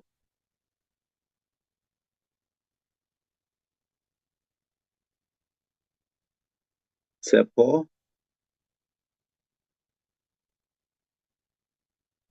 Yes, Chair. We have lost the minutes. We're seeing something else. Oh, what now? Are they? Oh, sorry for that, Chair. Yeah, can you put the screen nicely? Okay, Chair. Let me do them. Okay.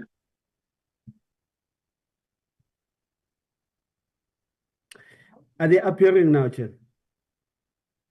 They're appearing, but okay, scroll down. Let's deal with them. Let's scroll down. Okay. Others we'll see later. Okay, there they are. Oh.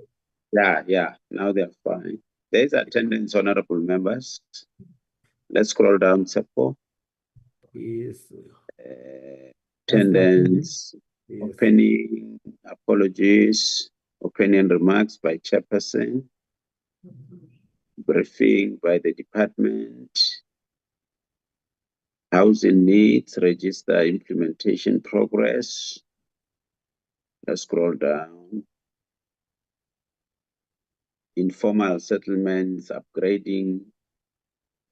Let's scroll down. Deliberations. Let's scroll down. Input by chairperson. Input by deputy minister. consideration and adoption of minutes, recommendations, closure. There it is, honorable members. Are there amendments, subtractions, additions? I don't see a hand. Can I have a mover for the adoption of the minutes?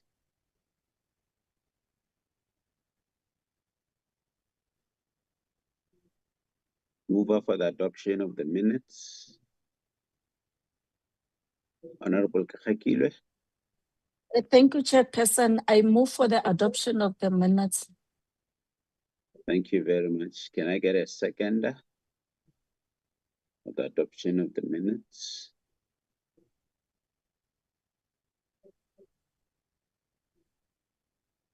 Can I get a seconder?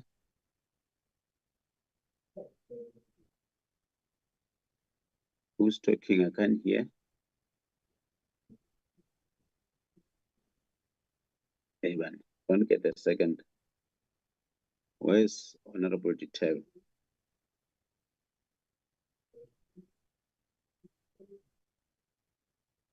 Honorable Magagula.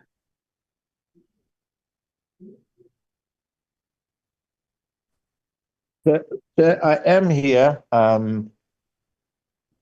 Profuse apologies. Like I told you, I was driving, but it's fine. Okay. Would you like me to second, Chair? I'll second.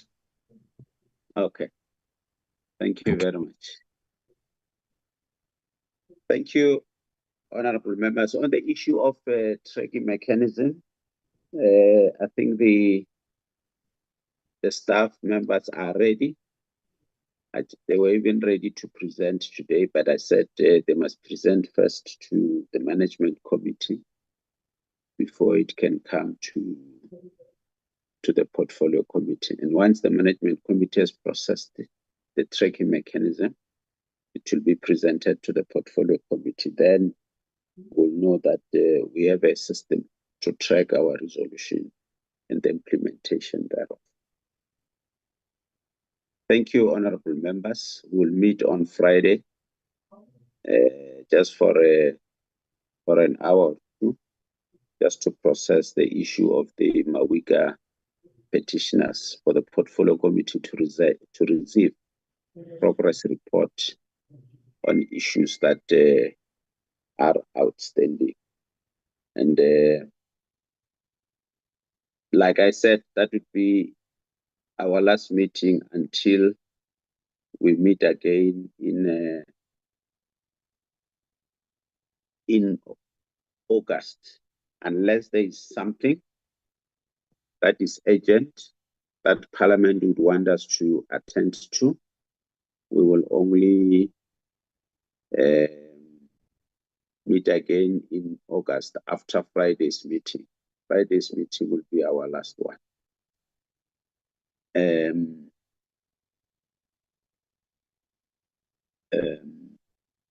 The secretary is experiencing difficulties with her network, but I think the meeting ran smoothly.